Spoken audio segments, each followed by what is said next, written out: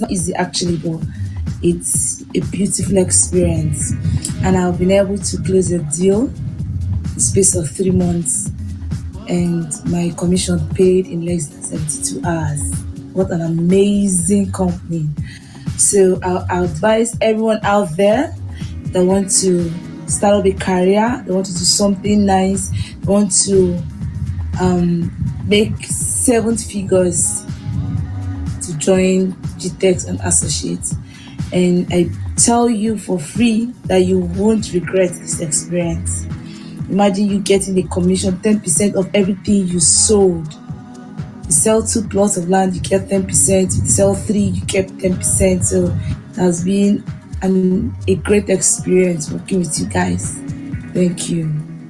Wow, guys. How would you explain this? That a lady that just joined the sales team in less than 2 months closed a deal of 30 million naira after joining the team at GTEx Homes. In this economy, let's listen to her. Hi, Ms. Olabisi Umeru. Umoru. Oh, thanks for that correction, Umoru. So tell us, when did you join the team at GTEx? I joined the team 15th June this year. Yeah, 15th June this year. Wow, that is in less than 2 months, right? Yes. So why did you join the team? I've been wanting to join the team. I've been struggling with sales for a while, even though I've been in the business of real estate. This is my biggest personal sales so far. And been closing a deal of 30 million naira all by myself. Wow. So tell me, what did they teach you that is so powerful and that changed everything? I learned a lot. I learned how to pitch to customers. I learned how to do phone closing.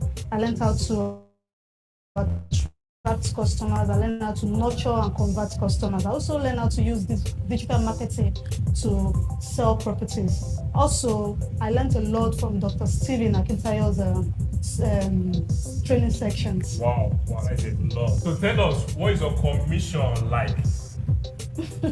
That's the juicy part. Commission is just the juicy part. 10% of 30 million naira is like 3 million naira.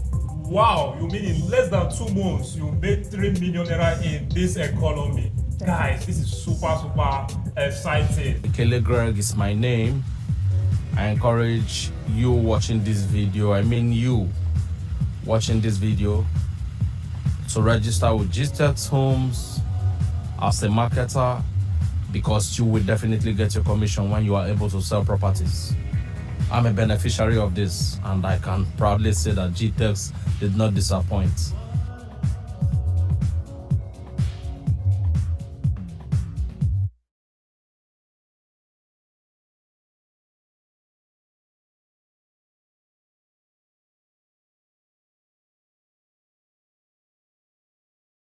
So on behalf of GTEx Land, we are locating plots, just a minute, locating plot block A, plot 3 to 6 to Mr. Adeniji. And we are doing this, and also we are locating block A, plot 7 and 8 to Sani Serat. And the reason for this is also to tell, here is your physical, it's also to tell client that we don't just do allocation on paper, but we'll take you to the exact spot where your land is. When I was giving my remarks today, I said we'll be doing physical allocation. And this is the business of the day. So he has just been physically allocated. The surveyor just told us now that his plot is from here, down here, towards this axis. So what am I trying to tell subscribers? We are not doing allocation on paper. It's not audio land. He's standing on his land today. He has been allocated. If you want to start your fence work, sir, please, you can start, right? So we have allocated to him physically on his land. So you're standing on your land. You can make your decree. You can say whatever I want to say. This is now yours. So I will say again, congratulations.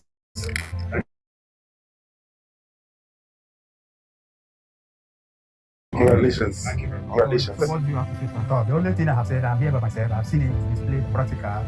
So university. Seeing is believing. Seeing is believing. So I have seen it, I have grabbed it, the opportunity is here, I have grabbed it. So thank you. As our Thank friends you say, too. grab it, run away. Good afternoon. From wherever it is you are listening and watching it from, my name is Peter Agulu, and I'm standing right here, the center of the Sapphire Estate, Sapphire Phase 1, and then Phase 2 here in Gwagwalada in Abuja. I'm standing right on my 1 acre of land that I've purchased from Sapphire, and I actually did this video. I made this visit to see for myself firsthand how the place is being prepared and getting ready for investors, for those who bought plots here, who own plots. I own 6 plots here, with an acre approximately, and my intention of buying here is for land banking.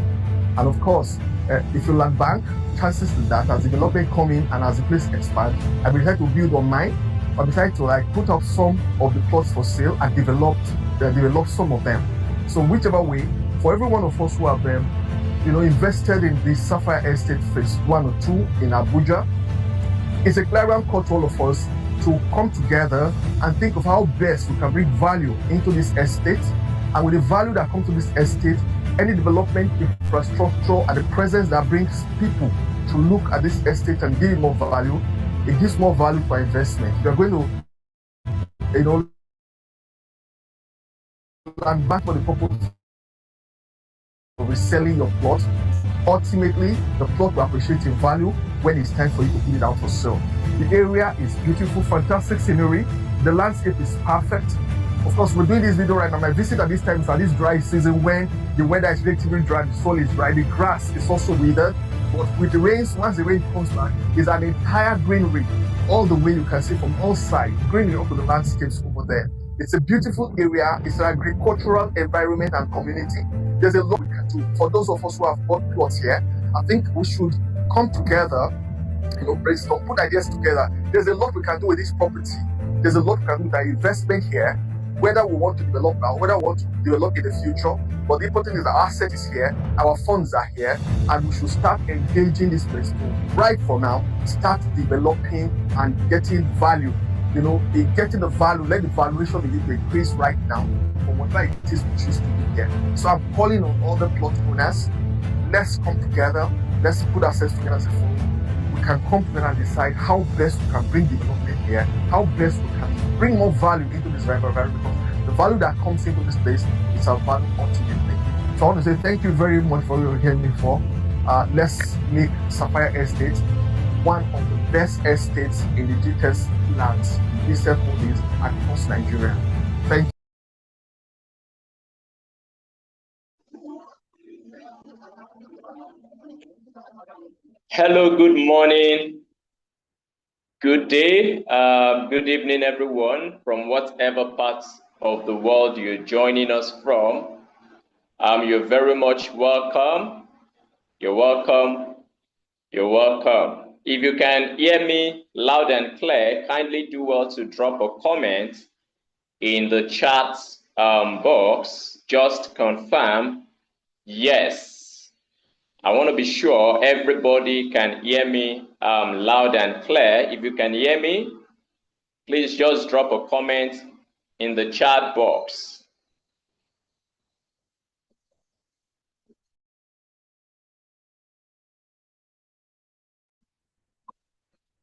All right. So it's really great, to have everybody on call today.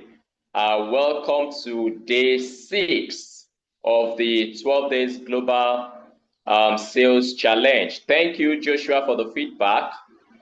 All right. Thank you, Stephen, for the feedback as well. Great. I'm delighted to confirm that we can all hear me loud and clear. So we are welcome to day 6 of the 12 Days Global Sales Challenge. It's been a transformative journey right from the beginning. And we want to say a very big thank you once again to Dr. Stephen Akintayo, the brain behind this, and the entire team of GTExt and Associates.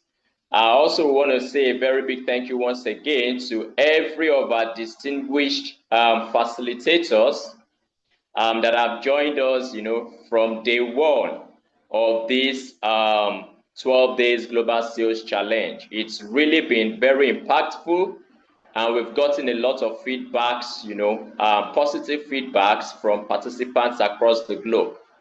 For every of our audience that are also joining across our social media platforms, you are very much welcome.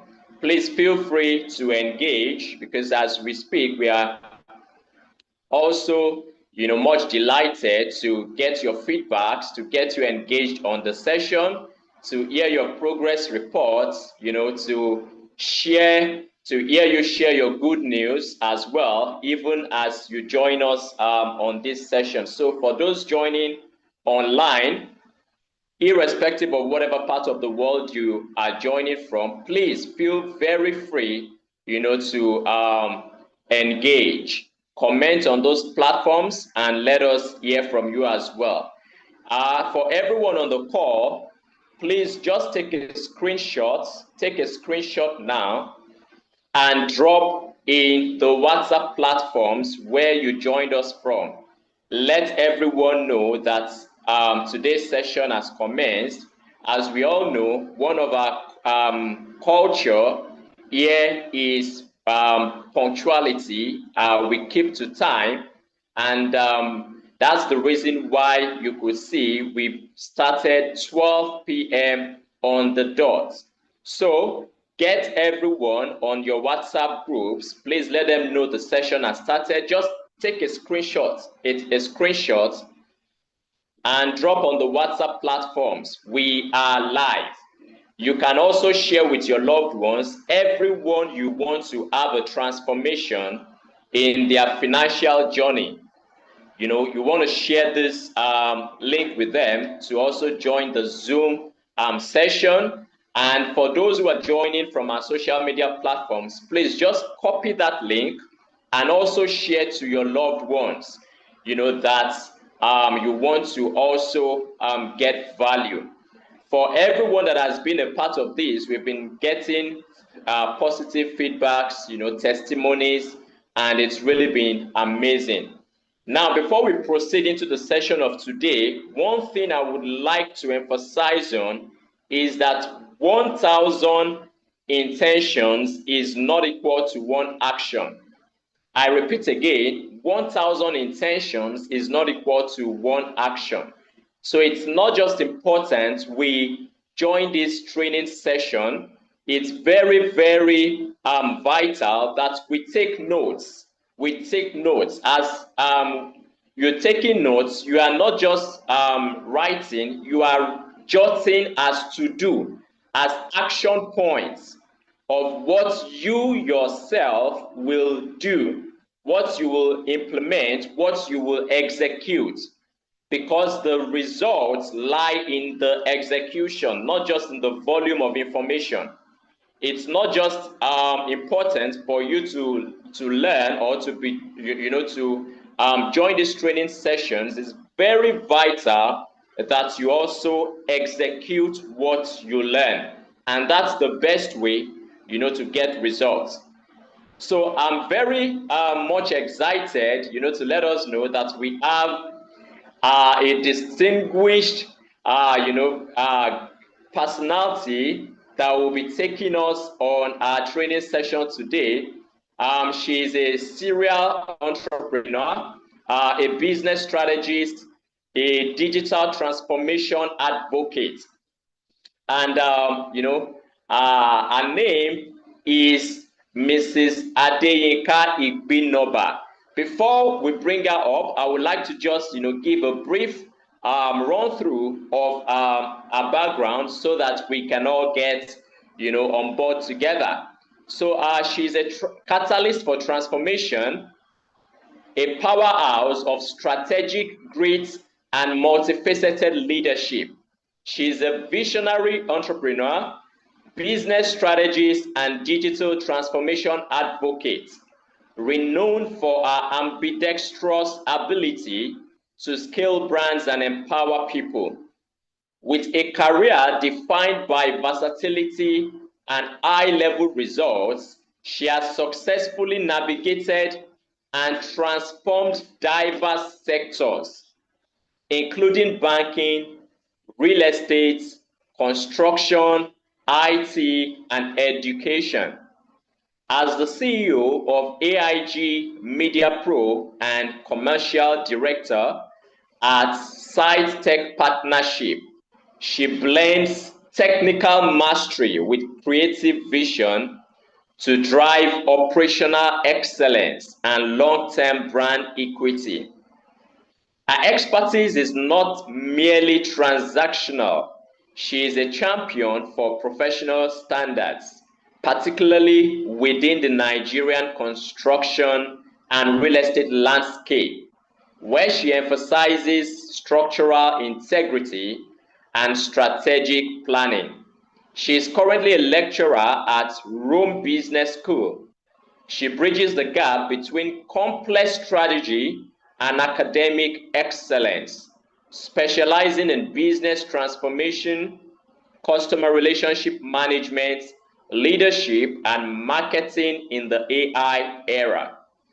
A dedicated mentor and passionate advocate for human capital, she's empowered and mentored hundreds of youth and women, leveraging her foundation to give and pave the way for others to follow. So, by combining the core pillars of mindset, strategy, and action, she serves as a formidable bridge between traditional industry values and cutting-edge digital future, dedicated to helping individuals and businesses achieve ease and flow in their pursuit of excellence. Ladies and gentlemen, every of our virtual participants across the globe, I'm delighted, I'm honored, to welcome on board. Let me see your emojis, your energy, your excitement. Do well to drop your welcome, you're welcome, you're welcome, you're welcome. Please do well to drop that in the chat box. And join me as we make welcome our distinguished facilitator for today, in person of Mrs. Adeyinka Igbinoba. You are very much welcome, ma'am. IT, please kindly. Good morning. You're welcome, ma'am. Good Kindly morning. Spotlight.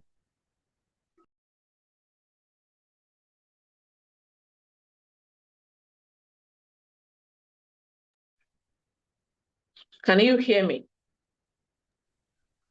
Yes, we can hear you, ma'am. Loud and clear. Thank you very much, Adeoye. And thanks to everyone on the call.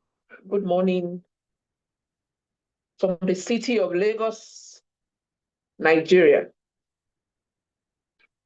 How are you and how is everyone doing? Thanks so much for that warm welcome. I can see some familiar names. I can see Joshua. Joshua, good morning. How are you doing? Good morning, Ma. It's wonderful and amazing talking to you again. Good morning. Our master. How are you? So, we're just going to go straight in. I'm not sure if I should share my screen or I should just talk while you guys jot few things down. And today is going to be an interactive session. I would encourage you guys to bring on, live, real examples of your experiences in the field as we, commence this training. Today, I'm looking at talking about the leadership advantage, right, in the real estate sector, developing the right mindset, brand and habit of a high-performing professionals.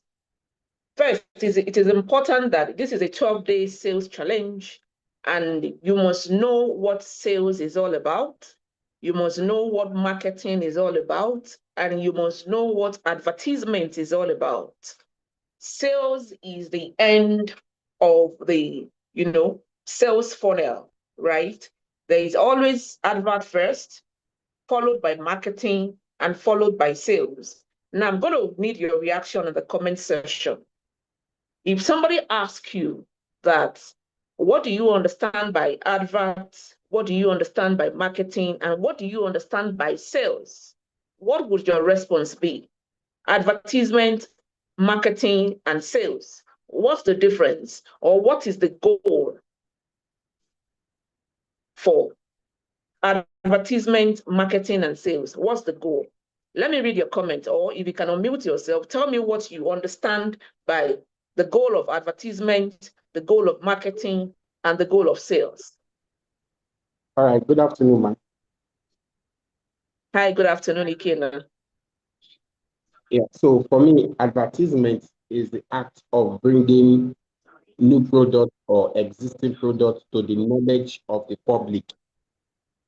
New products or existing products to the knowledge of the public. Okay, Why that's sales for advertisement. is the I act agree with of you. exchanging. Yeah, now for sales, sales is the act of exchange of value or services for money. Is the act of exchange of products or service for money. Okay, what about Why marketing? Marketing is the act of spreading or putting out there a brand. It's just for me, it's brand visibility.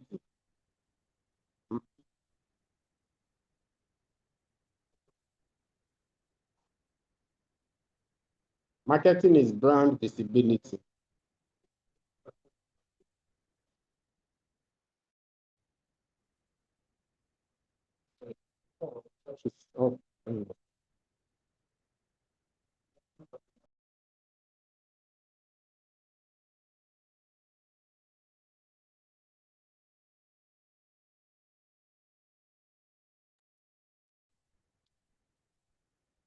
Okay, while we're waiting for the facilitator to join back, I guess there's a bit of network glitch.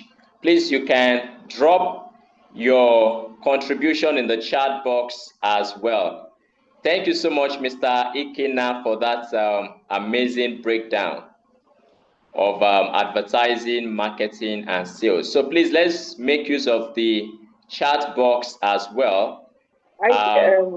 Isaac, I'm actually joining. I joined with 2 devices so that if one times out, I can hear.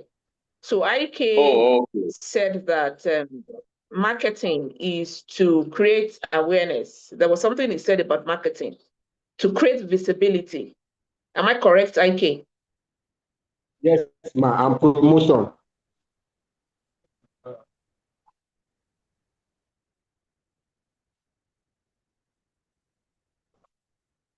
Hello, ma, can you hear me?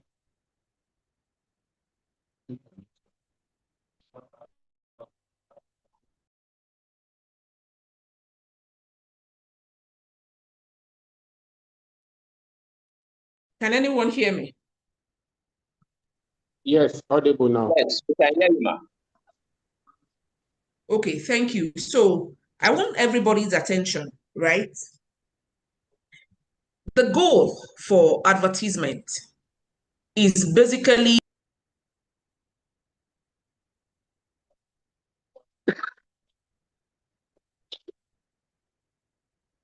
you want them to be aware of the product, right? You want your product to be in their subconscious mind.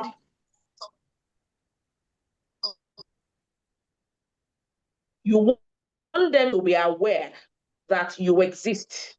If you can hear me, let me see it in the comment section, or let me see your reaction. You want people to know about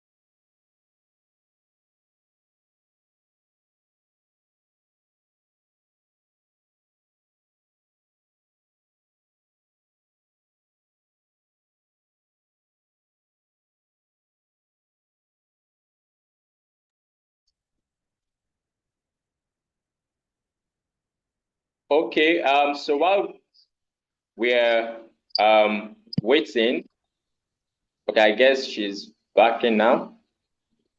Please, can you hear us now, ma? All right, so let's take more contributions.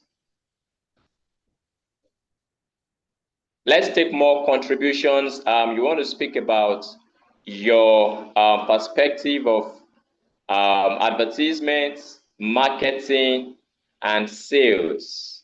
You can share your thoughts with us as well. Can anyone hear me? Okay, welcome, ma. We can hear you. Thank you very much. I'm not sure if it's from my end or from your end.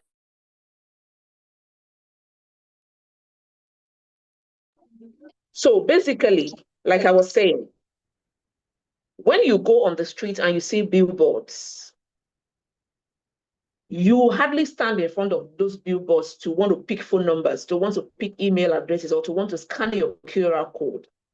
But you look at those adverts, you look at the brand name, you look at the design, you look at everything, and it kind of, sticks in your mind. So when you get to your house or when you get to the supermarket and you see a brand, you remember that, oh, I've seen this brand somewhere before.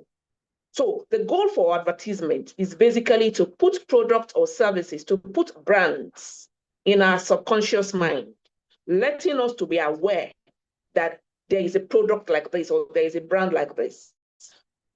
Now, when it comes to marketing, marketing is where you sell what your competitors do not have.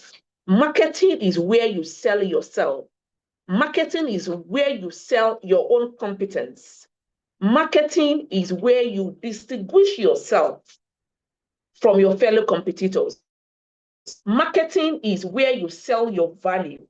Marketing is where you tell whoever you are marketing that, hey, if you buy this thing from me, if you patronize me, this is where I'm different competitors.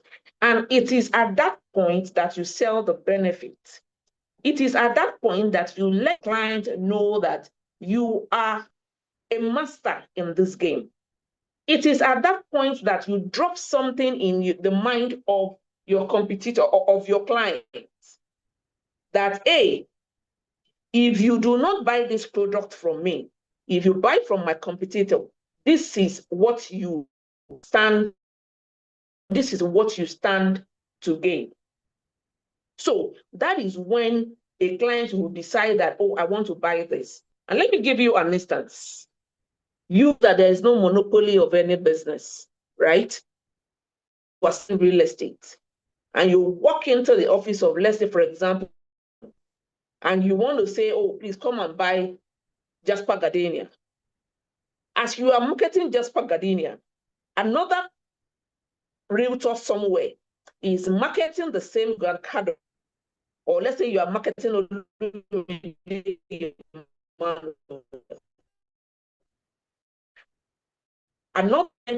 another realtor marketing Olumide another product.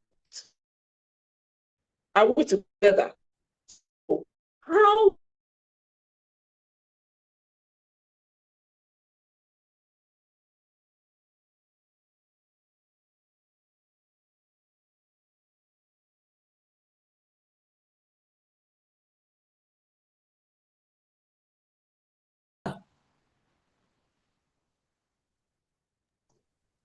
How can you hear me?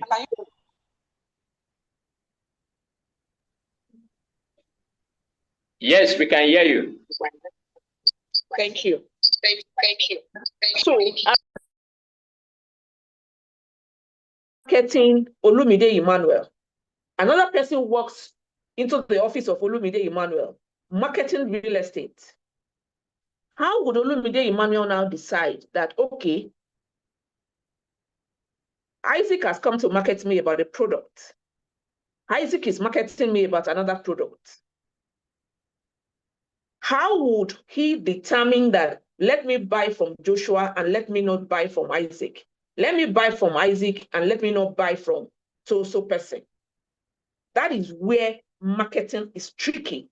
So there must be something that you are offering that your competitor is not offering that will influence your prospective client to go along with you in that sales journey. Because there is no monopoly of any business. And for any client to call you to say they want to make an inquiry, trust me, they are calling 5 of your competitors. How do you now want to stand out? How do you want to leave a lasting impression in the mind of the person that you are marketing? What do you want to leave that person with? So as a marketer, when you try to convince someone to go along with you in that sales journey, you must leave something in their mind, something that they will continue to remember, that even if they decide that they want to go along with your competitor, that thing will continue to, echo in their mind that, oh, this is what this person is offering me, and this other brand is not offering me that. So it is at that point that you buy that person over. And you are just not buying that person over all in the name of you want to buy that person over. You are buying that person over because you are selling value. You are buying that person over because you are selling or you are offering what your competitor is not offering. So what is your USP? What is your unique selling point? What is your value proposition? What are you selling and what are you offering that your competitors are not offering? That is why on the journey of sales, you must also know your competitors in depth. You must understudy and underscore them, because it is in their own inadequacies and inefficiencies that you would use to sell yourself, that I am not like that brand. I am not like that product. When you buy from me, these are the things you stand to gain, right? Now, you might have done a good advert. You might have gone a good marketing strategy, or you have pitched someone. But at the point of sales, it's possible that you still lose out. Are we together? So what we'll be talking about today is to ensure that you don't lose out at that end. When it comes to marketing and communications, sales is what every entrepreneur wants to hear, because that is the conversion. When something translates to cash. And the goal of every business is to make profit, not even to sell. Nobody wants to sell and not make profit. So what an average entrepreneur wants to hear is that I have made sales. But sales is not something that is easy. Sales is not something that you can come by at any point in time. You have to have done a whole lot of work before you can be successful when it comes to that end journey, which is conversion. Are we together? So it is important we understand the difference between advertisement, marketing, and sales, right? Those are the 3 that everybody talks about. Then there is what we also call after sales, which some of you call customer support. But for people like us, we like to call it customer experience, right? I think I've shared that with you. But today, what are we looking at? Let's talk about the leadership advantage. How do we develop that mindset, brand, and habit of a high-performing professionals? Are we together? So at the end of today's training, there are 5 things that we are going to walk away with. And guess what? At the end of this training, there will be a mindset shift, right?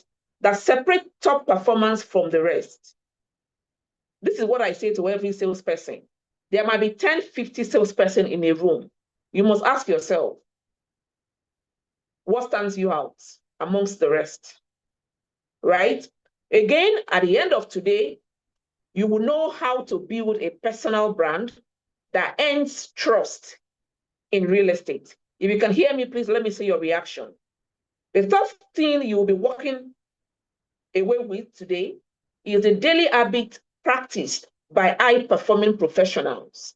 The truth is this: for you to say you are a high-performing professional, it requires a lot of hard work. You must put in the work. Hard work, smart work, deliberate intentionality in everything that you do. And what it takes to lead others through a competitive market. And finally, what you'll be walking away today is a personal high-performing action plan to start using immediately. But the first question I want to ask you is this. I believe we are all in the real estate industry. Why do you think leadership mindset matters in real estate? Anyone, just tell me. Why do you think leadership mindset matters a lot in the real estate industry? Tell me.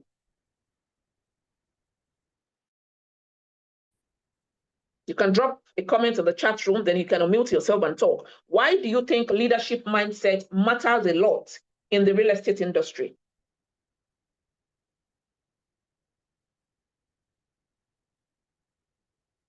Anyone?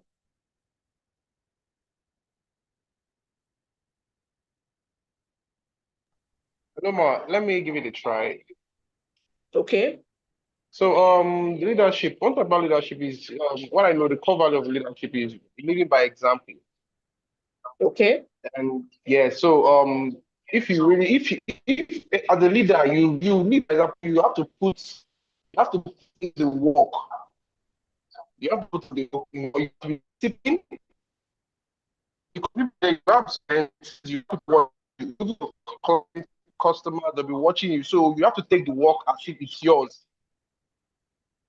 You put everything, you be committed to your duty, performance, and everything. So that's why leadership is very important, because as a leader, you lead by example. So people are watching you, they need to gain that trust. And if they don't trust you, they won't follow you, they won't believe you, they won't buy from you. Thank you very much. That's Joshua.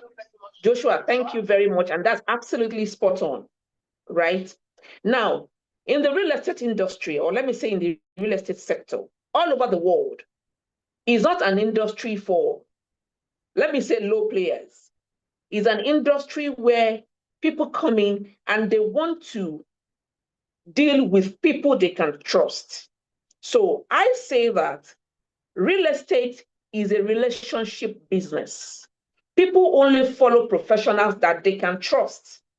So what it means is that I can be a friend to Joshua, but I don't trust Joshua enough to advise me when it comes to real estate investment. I don't trust Joshua enough to advise me on the right location or the right company to deal with when it comes to real estate. I know that, there is this adage, there is this saying when it comes to marketing and communications. We say that people buy with sentiments, then they later justify, right? But the truth is this.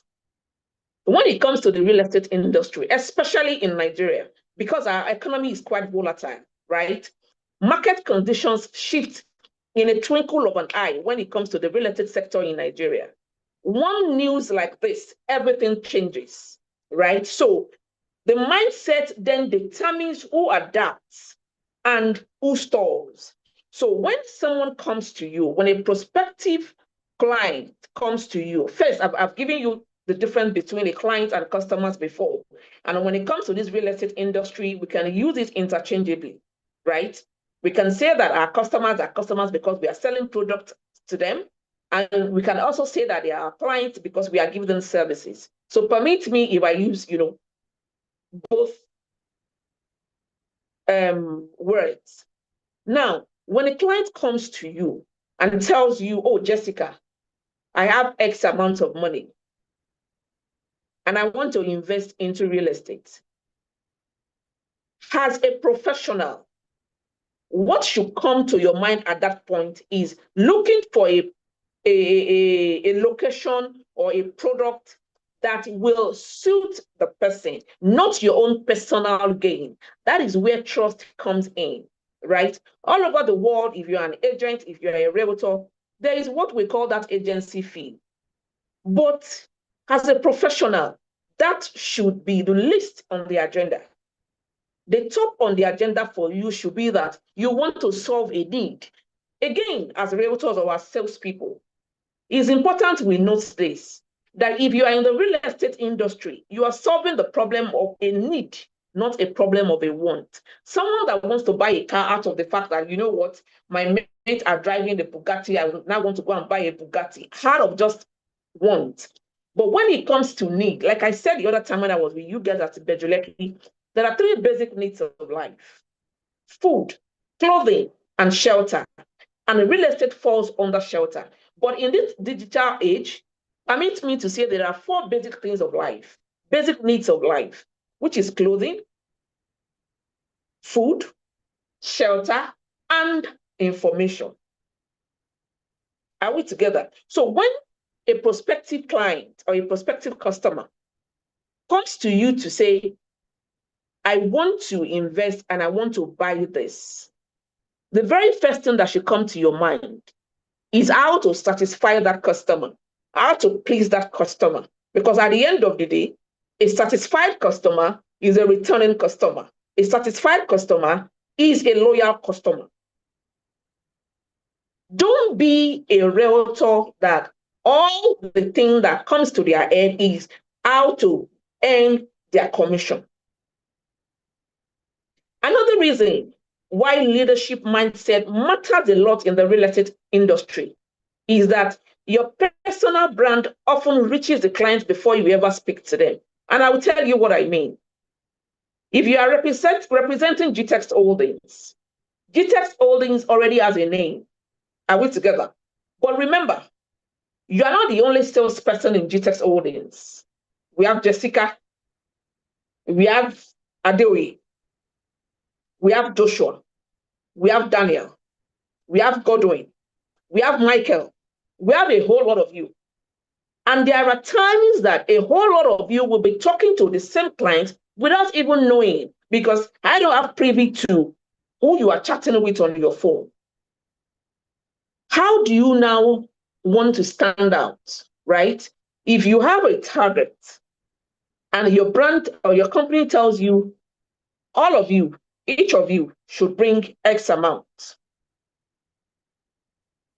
How do you want to say that if I walk into Mr. Adeyinka's company and I tell Mr. Adeyinka about Jasper Gardenia, and Jessica talks to Mr. Adeyinka about the same Jasper Gardenia, how sure are you? Can you boast and beat your chest to say, Mr. Adeyinka, I know you will buy through me?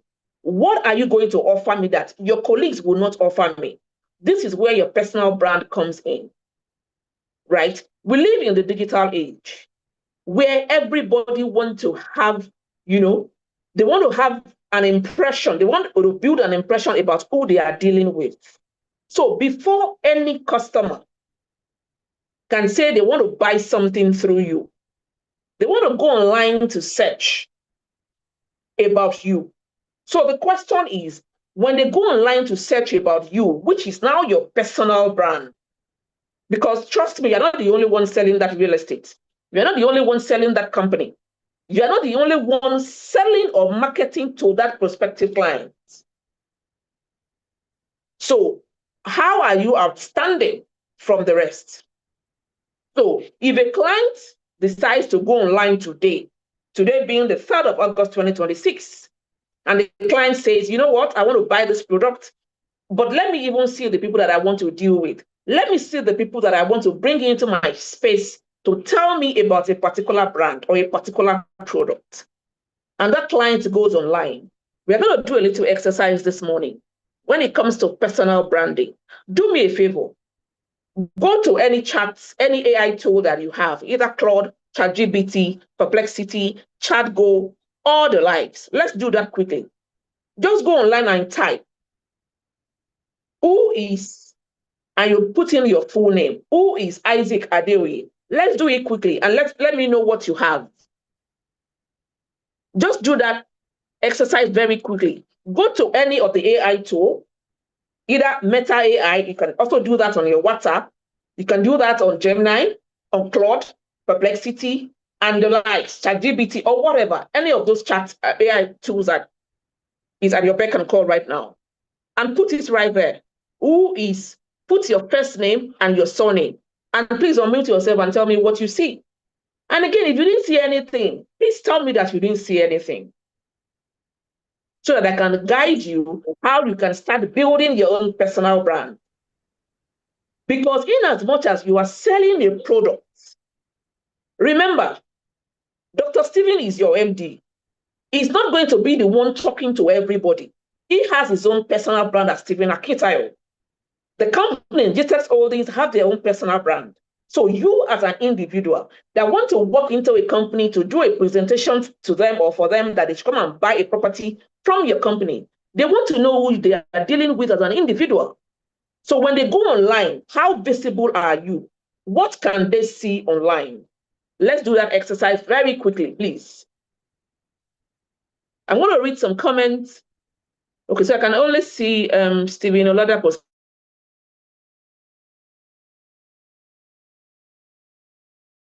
comment. You can see me. Thank you very much. So who has done that exercise? Do you know about putting your first name and your surname, or who is putting your first name and your surname, and let's see what you've got.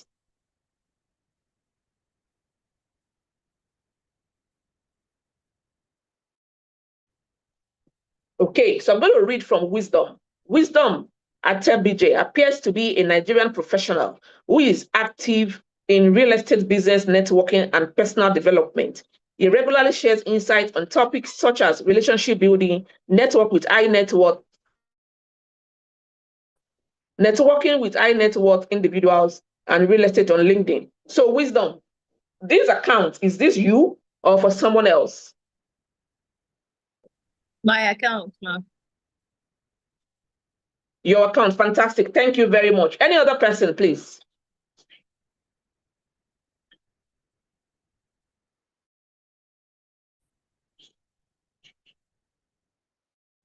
Any other person?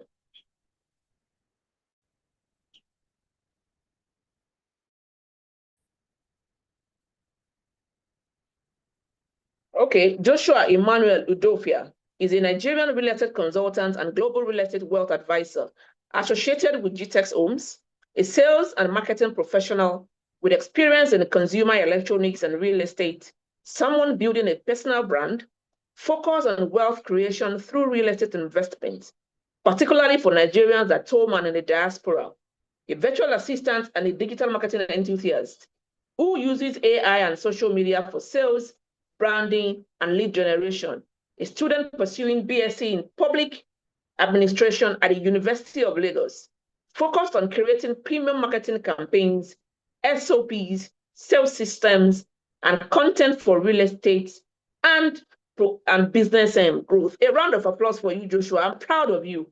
Please, let me see your reaction, please. Temitope, let me read your message. Publicly available information indicate that Otu Sheso Bolanle Tiwatope is a Nigerian surveyor and special consultant registered with his. Okay, now my question is, okay, Ike Namba is a Nigerian business executive and sales leader in the real estate and investment industry. He's known for serving in a leadership role, GVEST. Okay, this is all about IK. Now, let me ask you a question, right? I want you to be very honest with me. There are some of you on this call that couldn't see anything to pick out from all this. Be truthful enough to drop it. If you are on this call and the response you got is, I don't know anything about you, or there's nobody. Peter, is that you? Please tell me, Peter. Yes, you didn't see anything about yourself online. Yes. Thank you so much, Peter, for being truthful. It's not a big deal if you can mention to that. Absolutely, yes. Are we together? I'm seeing again from Temitayo Adewoye. He's an aspiring investment professional passionate about finance, private equity, and real estate. With a background in accounting, he's dedicated to understanding how capital creates value, businesses grow, and strategic investments shape economies. His interests span financial markets, business strategy, and long-term wealth creation. Through his work and content, he aims to educate, inspire, and connect people with opportunities that build sustainable financial sources. Now, let me tell you something, and let's put ourselves in the shoes of these prospective buyers.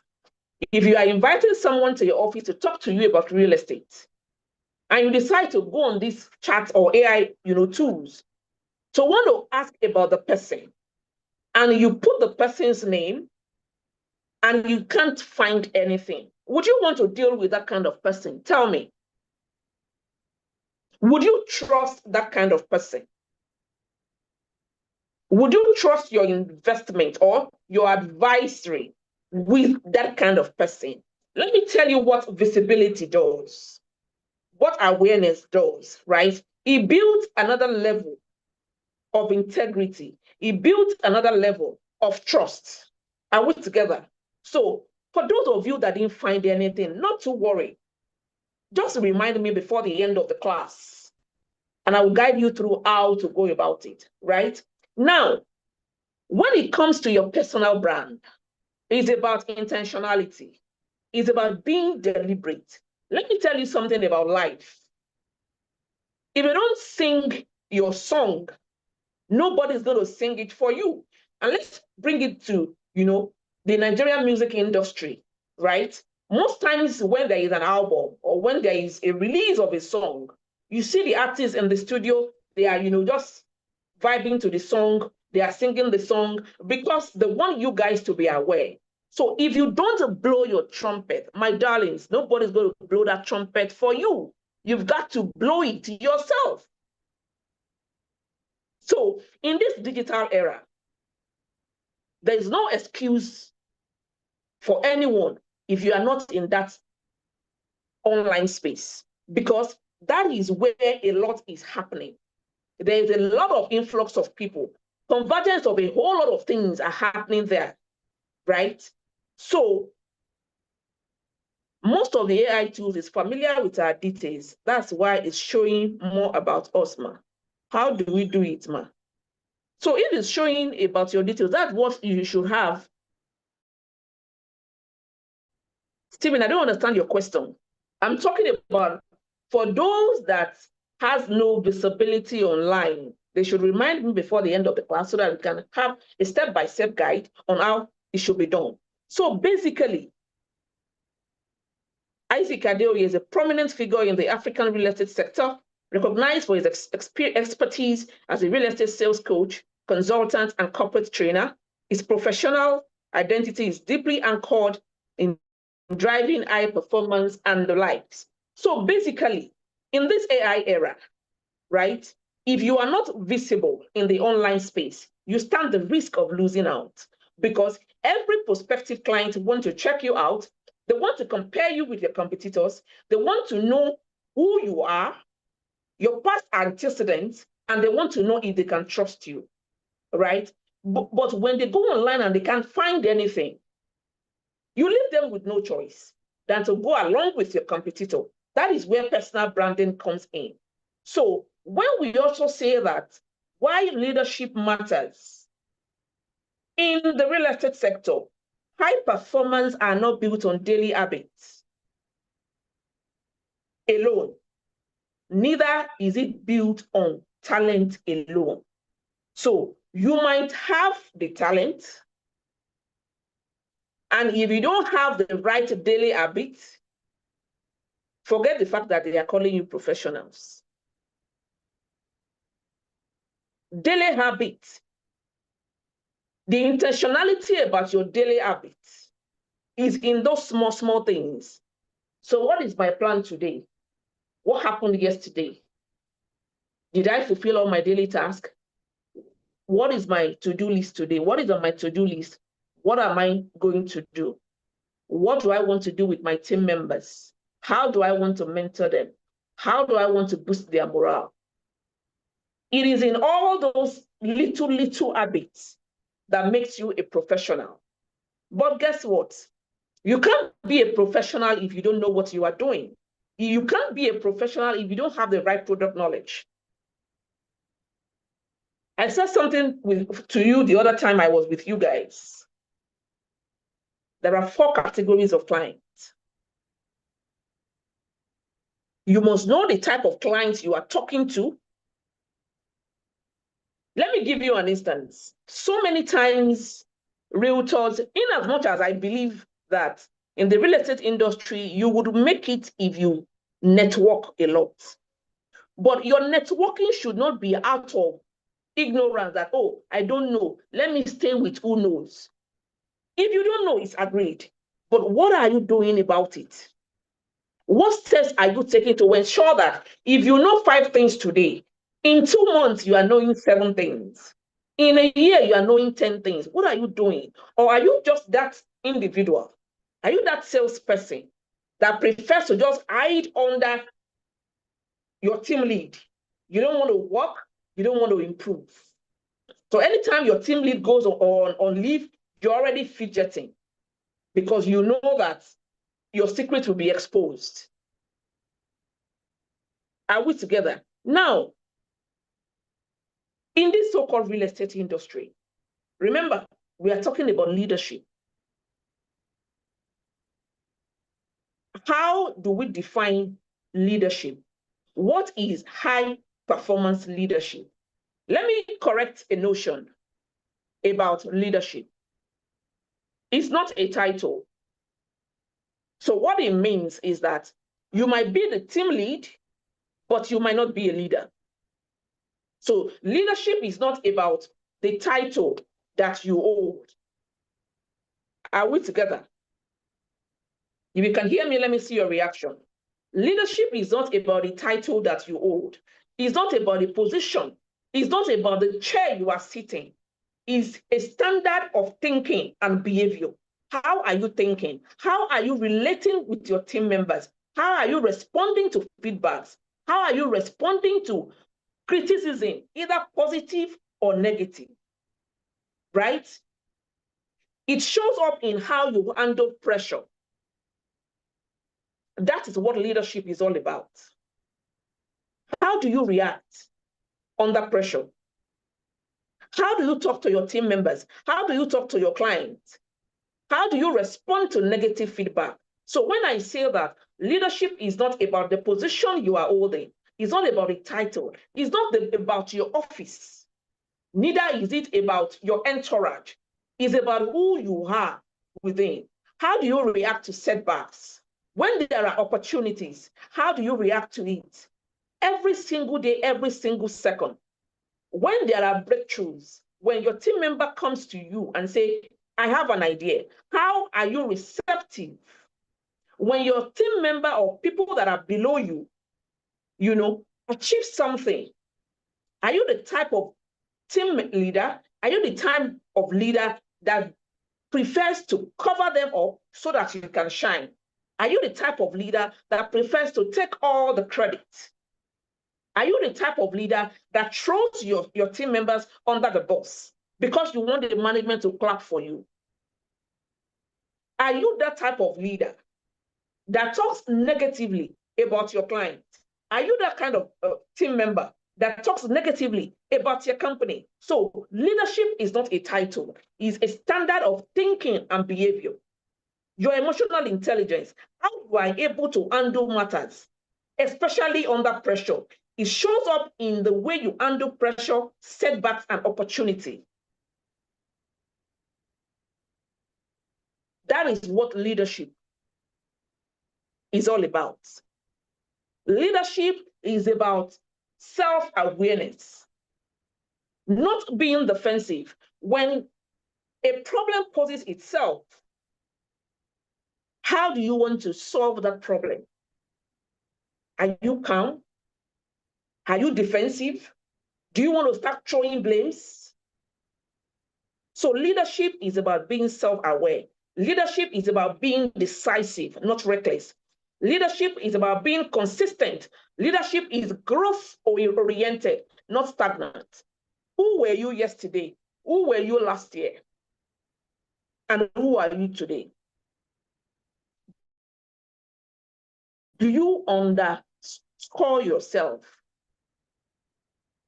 I tell my children every time, when they bring in their results home, I like to compare their result this time to their result last time. Who they were last time as there being an improvement. That is the whole essence of growth. So do you have a growth mindset? Or you are okay where you are? You are in a company, you've been there for like 1 year, 2 years, 3 years, 5 years, and you are okay in one position. No personal development. You are not self-aware. This is who I was last year. How have I developed myself?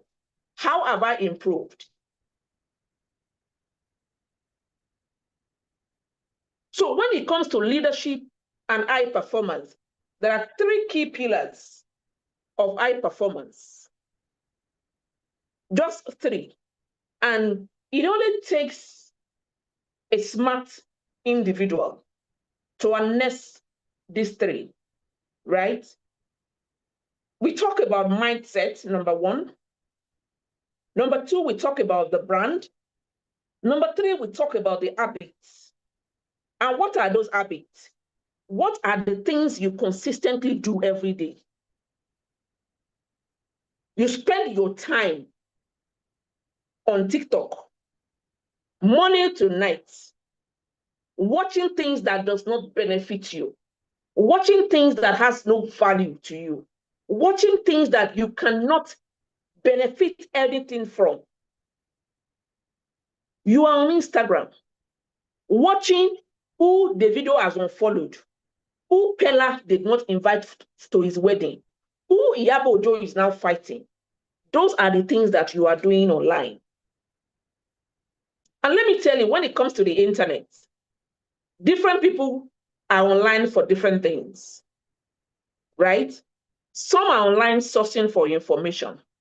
Some are online learning. Some are online trying to connect.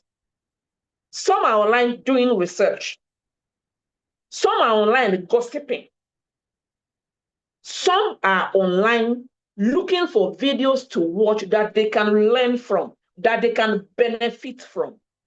My question to you is this: when you are online, what are you doing? Drop it in the comment section. 5 things that you do online every day. Tell me, I want to know. Quickly, please. When you go online, especially at your leisure, what are those things? Are you one of those that revel in things that are unreal? Are you one of those that keep sharing things that are fake?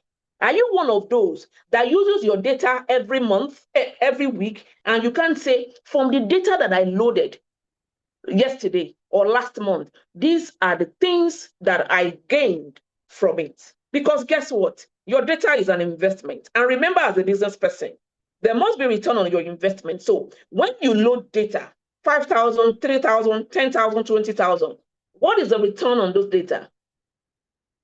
Are you the type that forward messages that has no meaning or no sense in this era where time is valuable? How are you using your time? So what is your mindset? How you think about challenges? What do you think about growth? And how do you take responsibility, ownership? When things go wrong, do you take ownership? A client comes to you and is complaining that, oh, I don't like this, I don't like this. And instead of you to act on behalf of the company, what do you say? Is the company, or is the company? I will talk to my team lead. I will talk to my supervisor. You forget that a staff of any company is a complete representation or a complete representative of that company. You are acting on the capacity of that company as a staff. So you cannot take responsibility. You prefer to throw your company under the bus. That is not the mindset of a leader. You take responsibility while solving the problem for that client. Again, your brand. How clients and colleagues experience your reputation. Let me state this here very quickly. First, let me read some comments. Joshua said, I'm online learning. So it's only Joshua that is online learning. The rest of you people did not drop your comments. I will stop talking. Isaac, I'm done talking. They didn't drop what they are doing online. So I won't talk again. Ma, they are dropping. More persons are typing. I don't this. Apologies, ma. More persons are typing, ma. Thank you very much. Wisdom said, well, is online entertainment and research. Ikena to be well informed, to sell, to search and research, to connect, to be entertained. Fantastic. Person branding or personal branding. Now, when I say that, I said that the 3 pillars of high performance, right? We have the mindset, we have the brand, and we have the habit. When it comes to brand, when people hear your brand, what comes to mind? And when it comes to reputation, right? Bisi Agitayo said to learn, research, and sell, entertainment and learning, that's from Temitope. John Emmanuel, I'm online learning and research. Fine. Let's talk about reputation when it comes to brand. I hope before the sales challenge ends, I will take you in depth on what brand reputation and reputation management really means. But let me just break down some concepts, right? When it comes to reputation, there are 3 things that you need to have in mind. And please drop it in the comment section. 1, the image. 2, the character. 1, the image.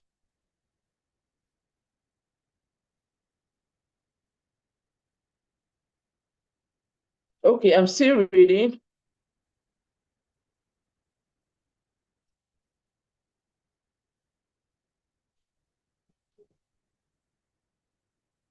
Why is my screen blurry?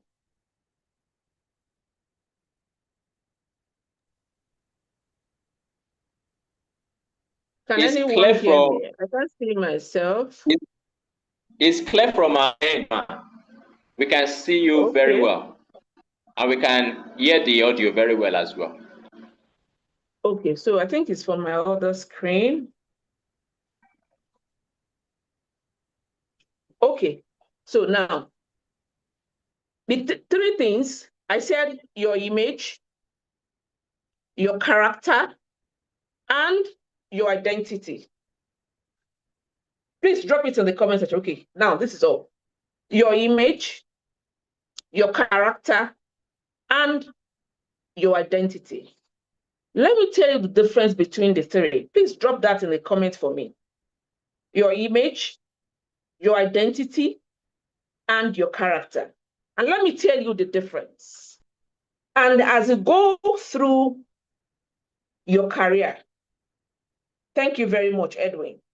As you go through your career, either building a brand or working for a brand or working in a company like GTExt, I want you to always have these 3 things at the back of your mind.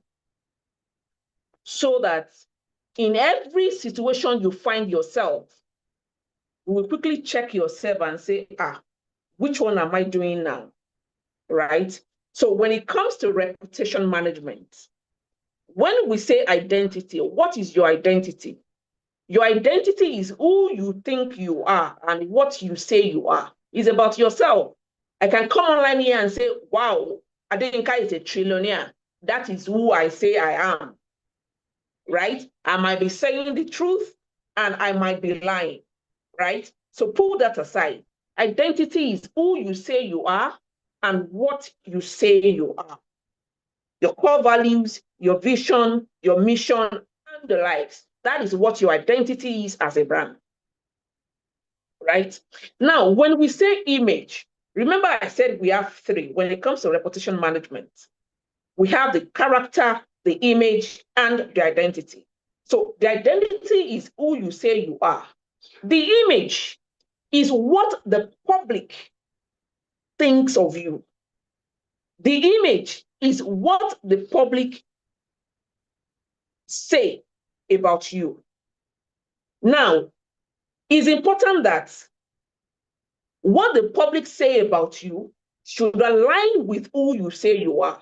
If it does not align, there is a break and there is a problem. So you are saying you are A. The public is perceiving you to be B. So the public's perception about you is your image. So ask yourself as a brand person, ask yourself as an individual or as an employee, what is my identity? And what does the public perceive of me? So your image is a perception that the public has about you, has about your brand. The Lord bless you if it matches.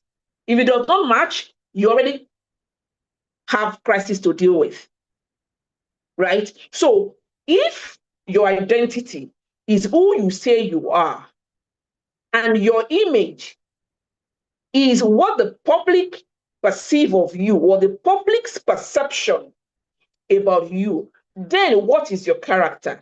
Guess what? Your character is who you are when nobody is watching. Your character is who you are when no one is in the room. Are you the type of person that says this to your clients or your customers, but behind closed doors, you are something else? So as a brand, as a staff, or as a salesperson, how do you ensure that your image is the same as your identity and is the same as your character? Some people will tell me, oh, Adinka is very difficult, but guess what? It is doable, right? Your image, your identity, and your character can be one and the same, should be one and the same. Are we together?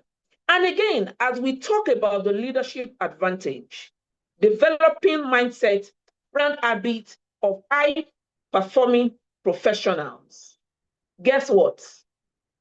You must move from employee thinking to owner thinking. So as an employee, you must tell yourself, I'm an employer that is starting off as an employee. You must have that mentality. When you have that mentality, you will know how Dr. Stephen Akitayo thinks. You will know what bites him in his shoes. You will know what he expects of you, because you are thinking not as an employee now, but as a business owner. You are thinking as an employer. You are thinking as an entrepreneur. So moving from employee to owner thinking. And how do you know that you are moving from an employee to an owner thinking? The very first thing is this: take responsibility for outcomes, not just for completing tasks. And I will put that in proper perspectives for you. Are we together? So you are being asked, go and develop this sales speech. That is the task.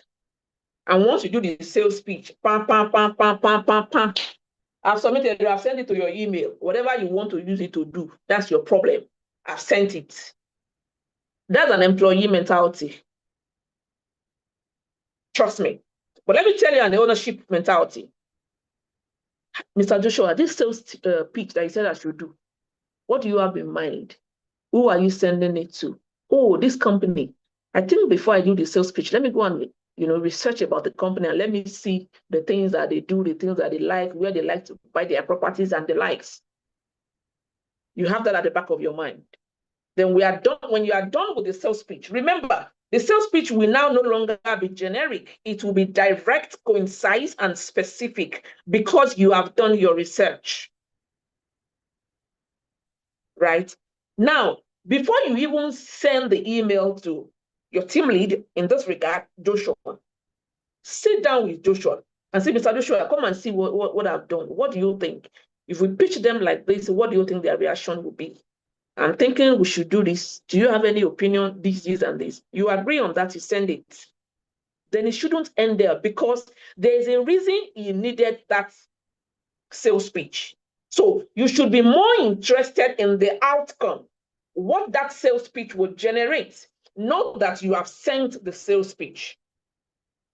Right? So when you have sent it, then you go back to Mr. Joshua. Mr. Joshua, Alpha, when do you want to go and meet these people? I would like to come with you. Let me give you moral support. Let me boost your morale. Right? Let me follow you so that we can do this banger together. You are interested in the success of that sales pitch, not just, I have completed the task. They said we should go for inspection, and I have gone for inspection. I've done my own. No follow-ups. The people that went with you with that inspection, any follow-up at the end of the day? Oh, dear Sadiema, have you gotten home? I heard Third Mainland Bridge was jam-packed. How was it? So sorry. Your leg must be hurting. I'm so sorry on behalf of the company. Is this Lagos for Allah? Please don't be annoyed. Please, when you get them, just drop me a message so that my mind will be at rest that you have gotten home. I'm so sorry. Instead, you won't do that. Then the following day, hello, madam, I've sent you form. Please fill the form and send it back to me. Just an employee mentality. So if you are an employee here under the sound of my voice, have that shift of mindset today. Don't see yourself as an employee. See yourself as an employer that is starting off as an employee. The mindset is different. How you see things will be different. Again, you must think in terms of the long-term value, not just the month's target. You see, gone are those days when, a salesperson will say, oh, this is my monthly target. Personally, I no longer do monthly targets. I do yearly targets. Because guess what? The reason I do yearly targets? I only see the amount I give myself in a year. And let me tell you the difference. So let's assume you give yourself, let's say 5 million targets a month. It's just that 5 million that will be in your head. I am a firm believer of shoot for the moon. When you fall, you lie among the stars. Are we together? So when you give yourself, let's say you give yourself a target of 5 million every month, and it's that 5 million that will be in your head. Who would like to give me 5 million? Who would like to give me 5 million? 5 million. And the moment the 5 million comes, maybe on the 10th or on the 15th or the 20th, you'll be like, oh, a breath of fresh air. 5 million has come. Then you relax. And to you, you are an achiever. You have done something that is big. Come on. You can do better. Right? So let's now assume that you give yourself 5 million per month. In a year, that's how much? 60 million. 60 million keep ringing in your bed, not 1 year. 60 million will be what you are thinking about every day. You sleep, you wake up, that figure 60 million keep reoccurring in your head, not the 1 year goal. So what you will now be thinking is, who will buy property for me of 60 million, 60 million, 60 million, 60 million? Then you start pushing, you start throwing all your nets everywhere because you are thinking of getting 60 million, hypothetically. Are we together? And let's say on the 10th or 15th, you realize that somebody has come to buy property from you, 20 million, and you are very happy. You know why? What was in your head was 60 million. Now you have gotten 20 million from that 60 million. Remember, that 60 million was supposed to be for a year. So what have you done now? You have surpassed that month's expectation. Are we together? You get your 20 million for that month, you are happy. You have 40 million, right? The next month, you are thinking, my target, 40 million, 40 million, 40 million, 40 million. If you have done well for the person that bought the one of 20 million from you, trust me, you will get referral. They will definitely refer you. If you have done your bit as a good salesperson, if you have given them a good experience, what happens after that? Maybe the next month, what happens? You sell maybe another 20 million. You repeat that again.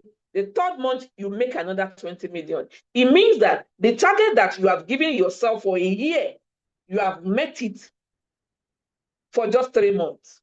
Trust me, you are not going to wait and say because you are done for 3 months. What do you now do? You give yourself a new target. So you always surpass your target because you are thinking on the long run, not something immediate. And it pushes you, it drives you. So when I wake up and I say, oh, Adeyinka, your target this year is, let's say, 500 million naira. I'm looking for contracts to do. I'm looking for houses to sell. I'm looking for places and people that can generate that kind of money for me. I'm looking for people that I will be in their midst that can give me deals or businesses that would amount to that kind of money.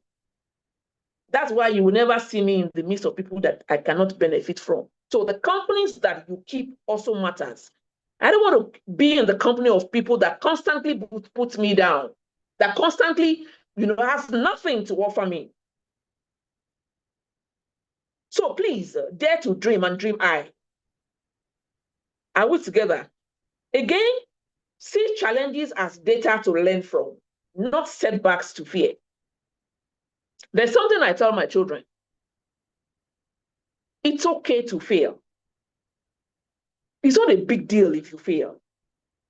But ask me what I would not accept. It's not okay to quit, and I will not quit.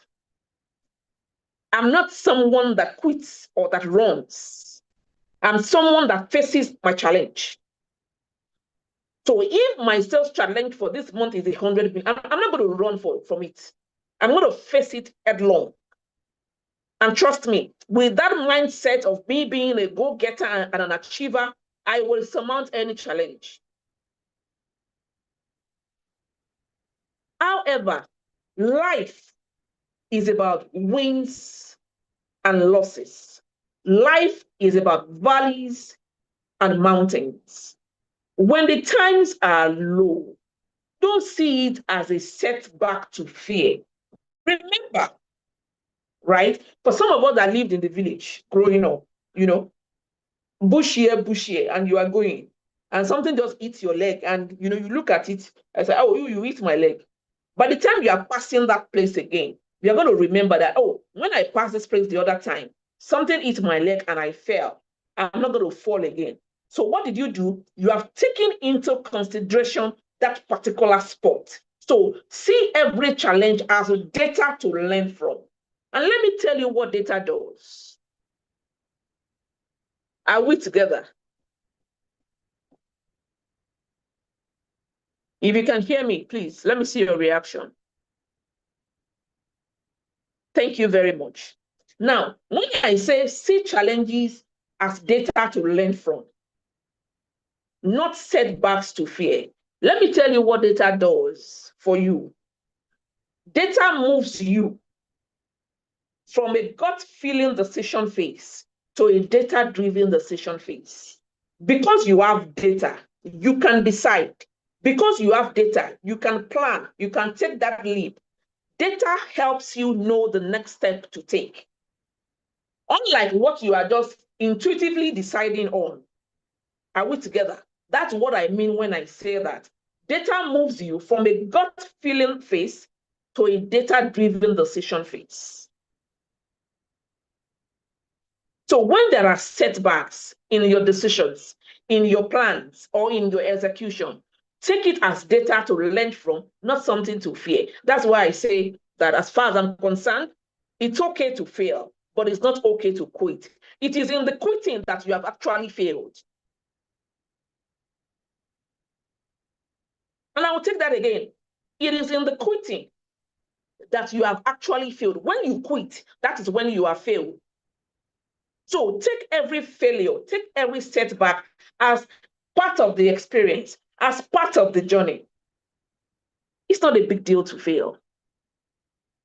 A whole lot of successful people once failed. But guess what? When you fail, learn something from that failure and don't make that mistake again. When I was growing up, my mother would tell me, he's only a fool that learns from his own personal mistake. A wise person will learn from other people's mistakes. So when you are in a gathering of people and they are talking about the mistakes they've made in life, are you just listening to be laughing or to be joking about it? Or you are listening because you want to learn from their mistakes because you don't want that mistake to happen to you? So owners solve problems. Employees report them. And that's why I say it all the time. For my team members, for my staff, when they are coming to me with a problem, better come with 2 proposed solutions. Because guess what? Imagine if you are the owner of the company, who would you report the problems to? You have to think about solving it. So as an employee as well, you should understand something. If your employer has all the solutions, they are not going to engage you. It is basically because they don't have all the solutions. That's why they have employed you. So when you go to your team member, you go to your MD or your boss or your CEO, and all you do is report problems. My brother, my sister, why did they hire you? You are hired to bring solutions, right? I know some people will tell me, Mr. Dinka, I'm a trainee. You know why God has given us common sense? So that we can use it, we can think. However, even when you bring the solutions, and the solutions are not going to solve the problem, for the mere fact that you have put effort in offering solutions shows that you are a leader. Because so many times, when we have staff meetings in companies, what do we have? You see 20, 30, 50 staff reporting their problems. So just one person, the team lead, the MD, the line manager, the supervisor. So the question is, if all of you will be bringing problems to the supervisor, why did you think the supervisor hired you? You are being hired to offer solutions. So as employees, remember I said, as an employee, you must have this mindset of, I am an employer starting off as an employee, right? So don't be an employee that reports problem. Be an employee that solves problems. So when you are reporting a problem, that, oh, Mr. Dinka, I'm having this issue, this thing is not working, this thing is not working. Tell me the things you have done, the effort that you have put into solving that problem. Prefer solution first. If those solutions are not working, then I will know that you have tried. Then I will offer my own if they are superior. Remember, I had said that leadership is not about the title. It's not about the office you are holding. It's not about your designation. It's about your mindset.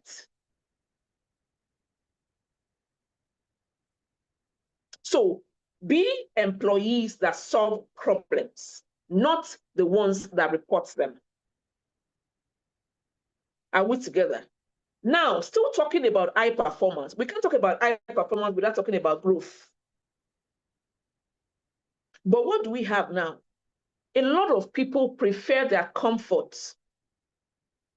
But if you really want to be a high performer, if you really want to be a leader, you should choose growth over comfort. Move away from your comfort zone.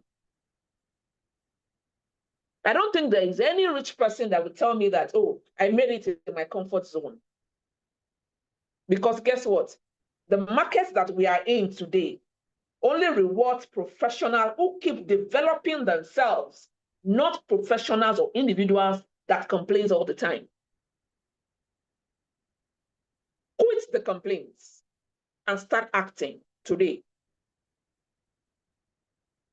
Now take that again. The world or the market of today only rewards professionals who keep developing, not individuals that complain. So in choosing growth over comfort, you must seek feedback. A lot of you will tell me, Mr. Dinka, we don't want a customer review. We are scared of what they will say. Don't be scared about customer review. Let them air their mind. It is their right. When a customer interacts with you or when a client interacts with your services, it is their legal right to give their honest opinion about how they experience your brand. Right? So when you are choosing growth over comfort, seek feedback, customer feedback, customer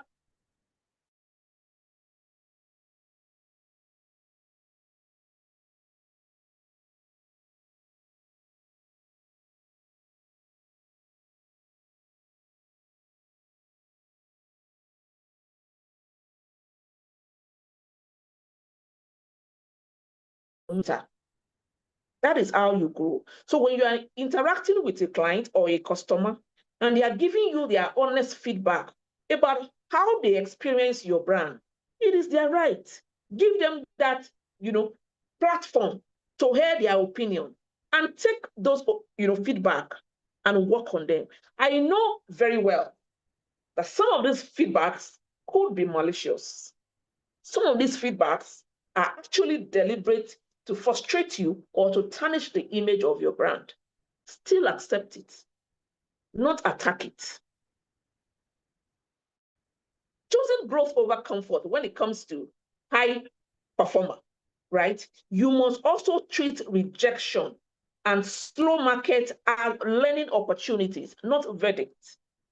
I was saying something earlier that in the real estate industry, the government can just make one announcement today, and you will see the indicators start reducing. How do you handle things like that? You treat rejections and slow markets as learning opportunities. Let's cast our mind back.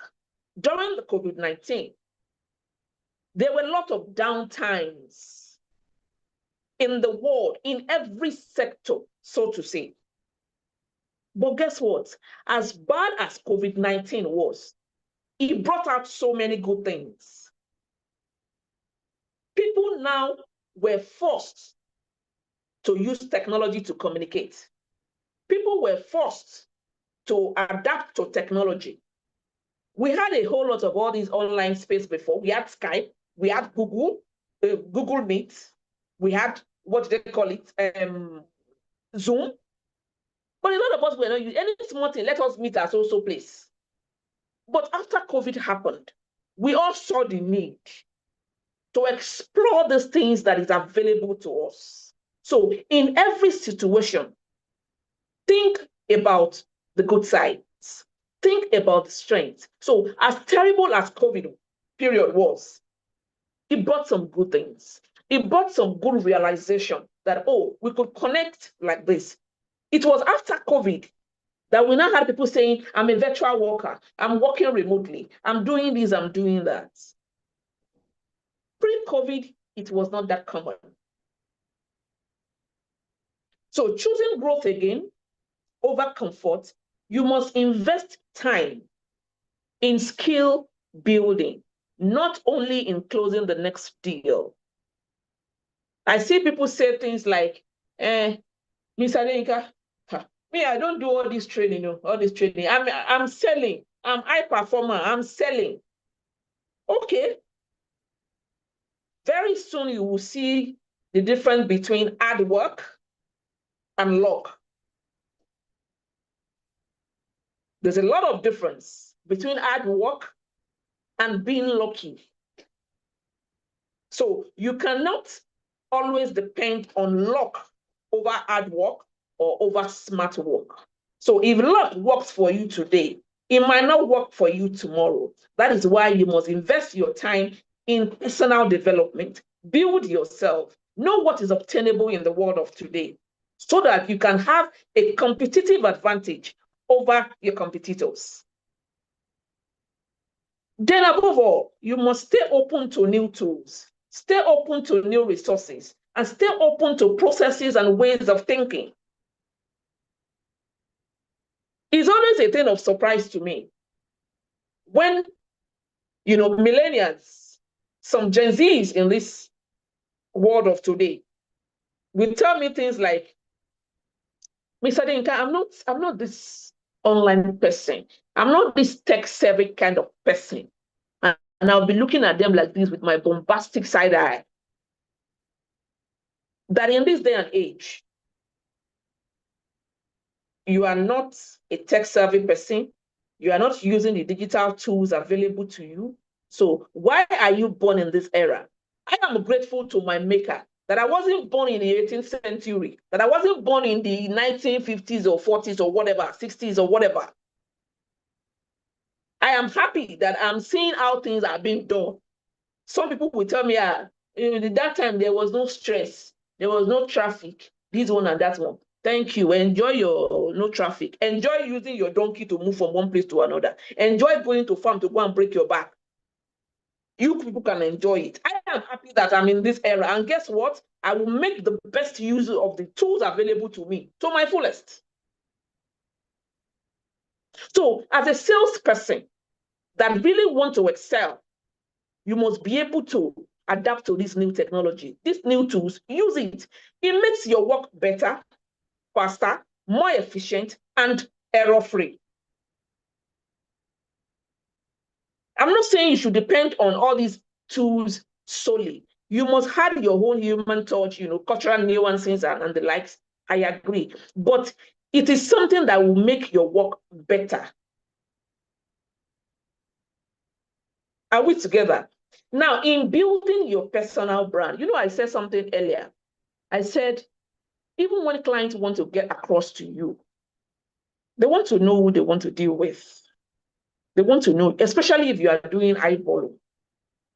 People will call me and say, oh, Mr. Dinka, we saw your number on a particular building, and we want to know we are living abroad, and we don't trust Nigerians. We don't trust them, these and this. Remember that you guys are working with GText, right? What about individuals that are selling houses that are not owned by companies, that are owned by individuals?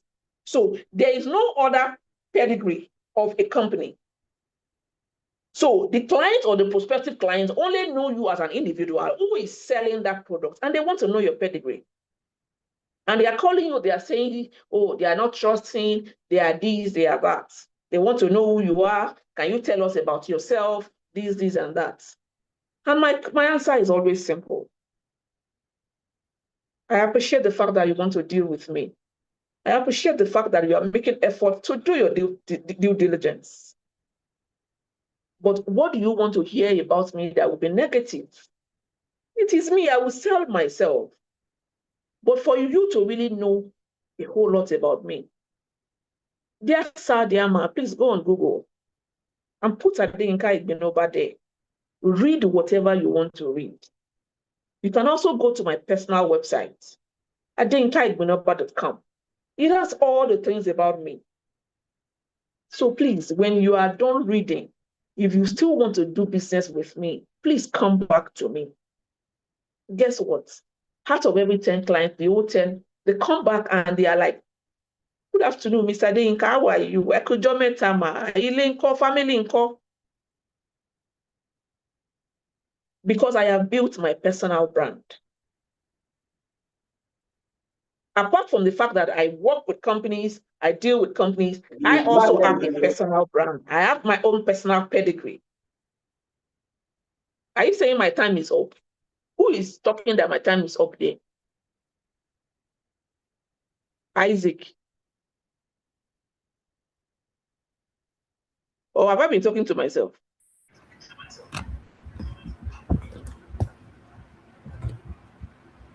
Ma, we can hear you loud and clear. Thank you very much. Thank you very much. So building your personal brand, clients often research you before they ever call you. They research, they go online, and before they call you, another place they go on your WhatsApp display picture. They go on your Facebook. They go on your Instagram. What are you posting on those places? At times when I see the things that people post, when I see the celebrities that people follow, I sometimes ask myself, what exactly do you want to benefit from this celebrity that you are following? Because, as an individual, or let me say, as a career person, as a professional, or as a staff, in this day and age, who you follow on social media platforms shows the kind of person that you are, shows your value. So before any client will pick up their call, will pick up their phone and say they want to call you, they are online searching about you. They go to your social media platforms, they go to your status, they go to your WhatsApp display picture. They want to know who they want to deal with. They want to know who want to advise them to come and invest. What are you known for? So when you go to your social media platforms, what are the things you are posting there that should interest a prospective client? They want to do business with you. That's why most of you will say, oh, I've been doing adverts, I've been doing this, but nobody is calling. They really wanted to call, but you are not worth their call. You are not worth their time. You are not worth, their relationship, because they've gone online, they've searched you, and they've realized that they're not going to do anything. They're not going to have anything to do with you. So what are you building? When I say clients often research you before they ever call you, I see the things some of you put on your WhatsApp display picture. And I'm like, what message are you trying to pass across? You are a salesperson. You are a customer care representative representing a company. And you have this kind of things on your DP. You have this kind of things posted on your own personal, social media pages. And my question is, when a client sees this, what message are you passing across to that client? Because it's not only about the reputation of the company that you are working with. It's also about your own personal branding, your own personal reputation. For a client to pick up a call and say they want to speak to you because you are a representative of a company, who are you as an individual? Ask yourself. Because guess what? A strong brand builds trust before the very first conversation happens. In this day and age, before anybody transacts with you on any level, trust me, they've Googled you. Trust me, they've searched about you. So when a staff, or let me say when a prospective client that want to transact with you in the tone of millions, they go online, they go on ChatGPT, Claude, Perplexity, View, or whatever, and they are searching. Who is so person? What are they going to see? What they see will determine if they're going to put a call through to you. Some will never call you. And guess what? Some also blocks you. Some will mistakenly call you. And from the moment they call you and they see what comes out as, true caller, that marks the end of that conversation. They are never going to call you again. And remember, when I spoke about your identity, your image, and your character, your brand character is what people say about you when you are not in the room. It's who you are when no one is watching. So what is your character as an individual? What can people say about you while you are there and when you are not there? Are we together? So what are the elements of a trusted brand? What will make the public say, I trust this brand? What will make an individual say, I trust this brand? It's not plenty, it's not much. Once you can have these 4, please drop it on the comment section for me. When you have these 4, all others will be added on to you. For a brand to be trusted, there must be clarity, there must be consistent, there must be credibility, and there must be visibility. So when I see some people call me and tell me that, Mr. Adeyinka, I want you to come and train us, come and do training for that. I'll be like, okay, what's the name of the company?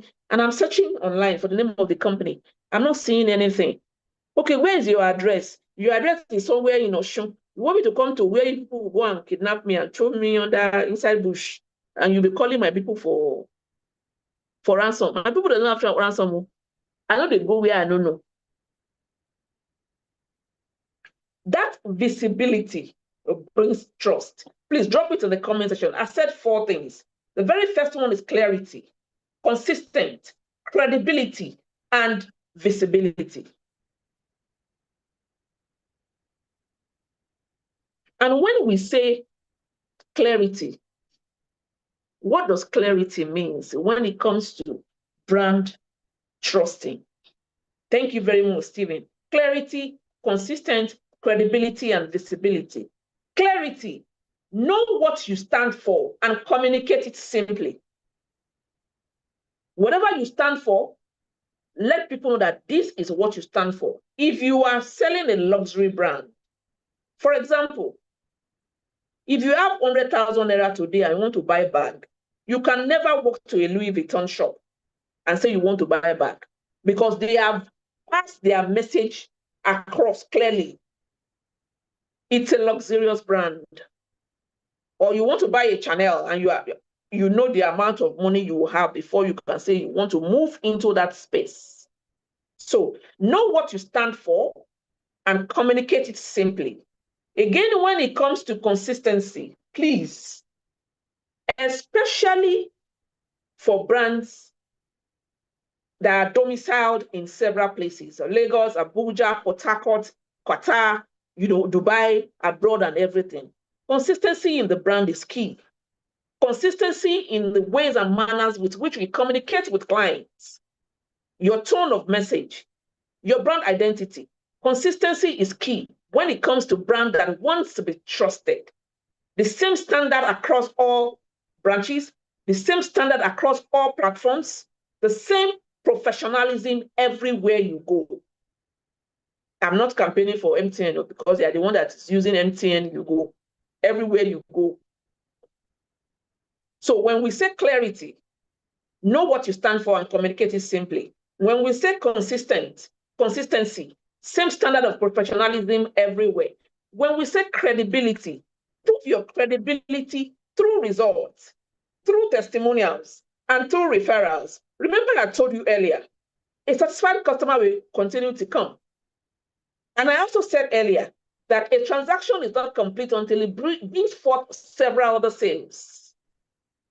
So credibility will give you good referrals, good testimonials. And when these testimonials come, when this result or good feedback comes, as a brand, you need to amplify it because you are not paying for this testimonial and you have earned it ahead. Nobody will give good testimonial about a brand that they had bad experiences with. So if they have good experience with your brand and they are giving you testimonial, please test it very well and hype it. You earn it. You own it. That is what we call word of mouth. Then visibility, showing up where your clients are looking. When a problem arises for a client and they are looking for solutions, are you there to offer that solution? Are you available? When they are looking online on this space for you, are you there? When they are looking here, are you there? So please, visibility is key. And again, as a high performer or as a leader, what are the disciplines of a high performer? Because guess what? To be successful in life, you must have a set of do's and don'ts. Right? The very first thing is this. How do you start your day? What do you wake up with? What is your priority? Start your day with a clear priority list, not by just checking your inbox triage. Before you start checking all your inboxes, your mails, these and these, come up with a priority list so that you know what is important and what is urgent. As a leader, as an employee, as a salesperson, you must be able to differentiate between what is urgent and what is important. That is when you can have a clear priority list. If you can't separate the two, if you don't know the difference of the two, you're going to make a lot of mistakes. Again, you must protect your daily time for prospecting and relationship building. There is time for prospecting and there is time to build relationship. I said it at the beginning of the class. Are we together? That when it comes to the world of real estate, relationship is key. I hope I've not exceeded my time. Again, you must review wins and lessons at the end of each day. Isaac, please, how many more minutes do I have? I think we have other speakers. Talking again about high performance, right? Continuous learning and market awareness. You see, the day we stop learning is the day we die. Learning is continuous, and nobody can say, I know everything. You must keep learning. You must keep developing yourself. And that's where true growth can come from. As a leader or as somebody that wants to be a professional in the industry, you must continuously track market trends, What is trending in the industry? What are people saying? Oh, this inflation, how is it going to affect my pitch? How is it going to affect my sales? You must continuously, track that. Again, pricing shift and competitor actively, regularly. You must track it. Your competitors, they are selling their product for 40 million. You are selling your own for 40 million. And they brought their own down from 40 to 35 million. Why? What has happened? You must continuously track those things to help you take an informed decision. And again, when I say continuous learning, you must invest in ongoing training. I give that to your boss, Dr. Stephen Akintayo. He doesn't joke with training. And the truth about it is this. Training brings out what you don't even know that you have. So not about what you have. What you have, maybe by luck, by chance, you might still be using it. Training brings out the quality that you don't know that you have. You must also invest in mentorship and industry knowledge. I didn't study real estate in school. But when I wanted to go into this real estate thing, the first set of things I did was what? I was going to court where they were talking about property matters twice in a week because I want to learn. And too many times now when I talk about real estate, people ask me, Zaninka, are you a property lawyer? I'm not a property lawyer. But trust me, I know a whole lot when it comes to the actual hands-on experience, more than some property lawyers that are not on the field. I invested in it. I ensured that when I talk in that space, I know what I'm talking about. I spend a lot when it comes to personal development. When I am on my phone, you can't see me doing what is not right. Maybe out of every 1 hour, maybe I use 5 minutes to just, scroll, enjoy this funny stuff. 55 minutes, I am watching what benefits me.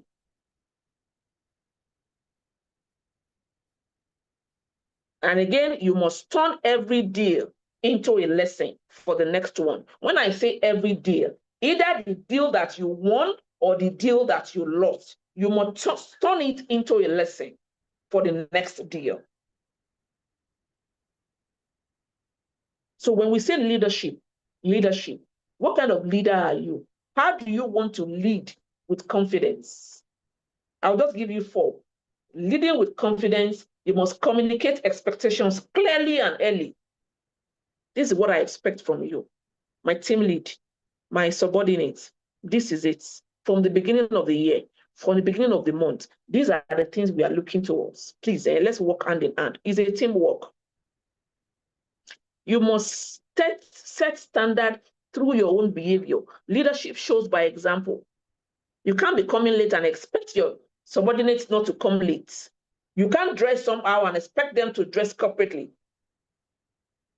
Your work cannot be filled with errors, and you expect that your team members too, their jobs will not be filled with errors. And for me, when I see professionals, especially top-tier professionals, come up with reports or jobs that are filled with errors, it speaks to me in a way that I can't describe, because I see a whole lot more than the report that you have given me. I picture how your house would be. I picture how your life would be if you could provide this report that is filled with errors. I already picture that a whole lot is scattered. A whole lot is not going on right with you. So it goes beyond the report you are giving me at work to what I'm perceiving of you. I go as far as thinking that, for you to write this report like this, you'll be the type that will leave plates, 2, 3, 4 days plates in your sink, in your house. Those are the disservice that we do ourselves when we don't do things right. Again, how do you lead with example? Leading with confidence, you must coach, not just to correct. When you coach, you explain. When you coach, you teach. In teaching and in coaching, you are correcting. And you must also celebrate wins publicly. Celebrate your team members. I know this song when they say, celebrate me now, so celebrate now when I'm alive. Celebrate wins. But guess what? While you celebrate wins publicly, address issues privately. That is how to know a leader. Celebrate your team members' wins publicly, but when they go wrong, address them privately. Then people will tell me, Mr. Yinka, it's difficult to maintain this leadership, in this kind of volatile space. How do you lead through market shift and uncertainty? The very first thing is stay calm. Let me tell you what I tell myself. Heaven is not going to fall. You see this sky? This sky is not going to fall for anything. So stay calm. Even in the midst of chaos, stay calm. It is when you stay calm that solutions will come. Right? So stay calm and communicate a clear plan when conditions change. So when your MD just tells you that, or your management decides that developmental level is going to change, and you're like, hey, how will I tell this man? How will I tell this? My brother, my sister, stay calm. You know that video when that boy was telling the mother, mommy be calming down, mommy be calming down, calm down. Somebody say that, calm down, calm your nerves. Heaven is not going to fall. It is when you are calm that ideas will come, options will come, only when you are calm. And when you are calm, focus the team on what can be controlled, what to follow up on, what to delegate, and what to pass on to your superior. Don't act under tension. Use downturns to strengthen processes and deepen clients' relationship. How do you communicate that there are issues? Be calm. But in all of this, let me be honest with you, it's not easy to be a leader. Leaders also are humans. And they make mistakes. They make errors. But what are the common leadership pitfalls? The basic ones, what are they? A lot of us think leadership is by title instead of example. And we have identified that. Leadership shows by your character, the content of your character, how you address issues, how you react. Do you throw your team member under the bus? Do you go and backbite? Do you gossip? Again, as a leader, avoid difficult conversations until they become bigger problems. Those are the pitfalls.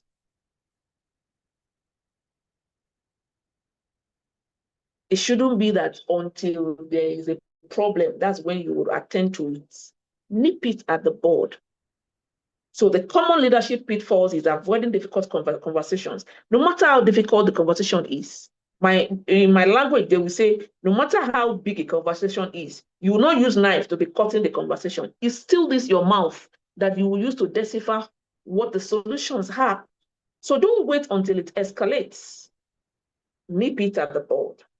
Another pitfall of leadership is neglecting your own growth while pushing others to grow. I know that I have said that you should push your team, encourage them, mentor them, coach them, but you should also invest time on yourself. As you push your team, push yourself. As you are,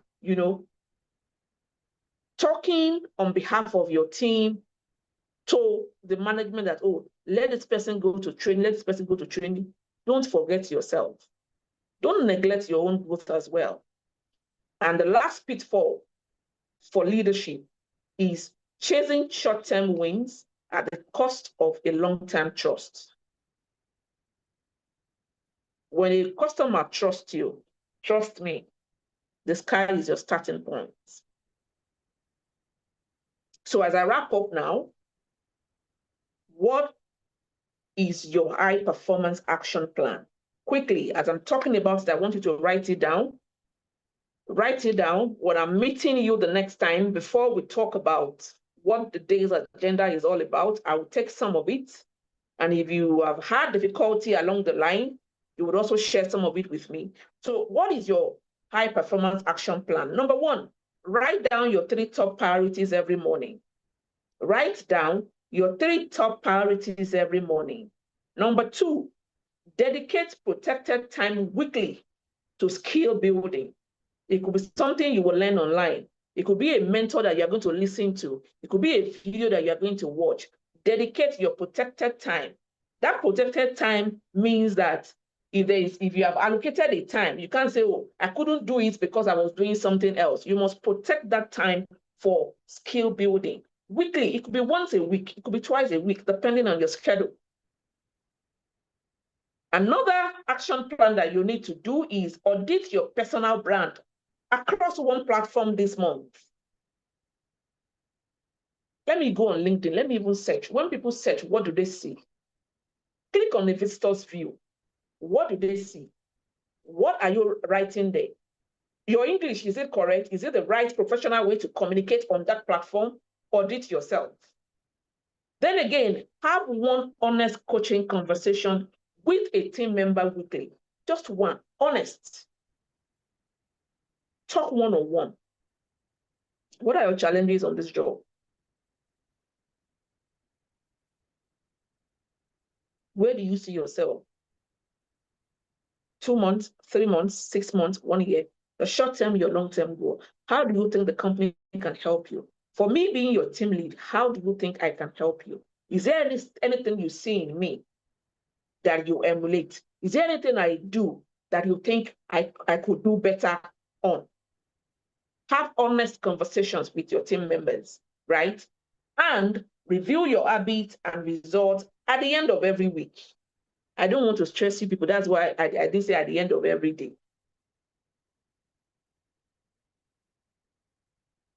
So as we wrap up here, there are 4 key takeaways. I think I've spoken for almost 2 hours. 4 key takeaways that I also want you to take out from this. Remember, high performance leadership is a mindset thing, is not a title. Are we together? High performance leadership mindset, not a title. High performance leadership is a mindset, not a title.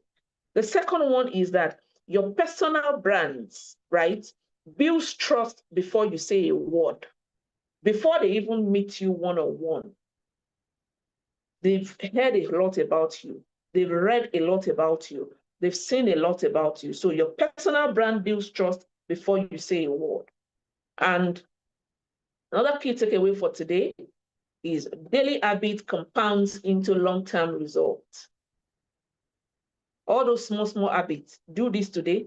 10 minutes you are studying, 20 minutes you are studying. At the end of the day, it forms your habit and it forms you as an individual. So daily habits compound into long-term results. And lastly, leading well means leading through change with clarity, either with your team members or your existing clients or your prospective clients. Are we together? So that brings us to the end of my session today. Let me hear questions from you, questions on real life or real world scenarios. Let me hear.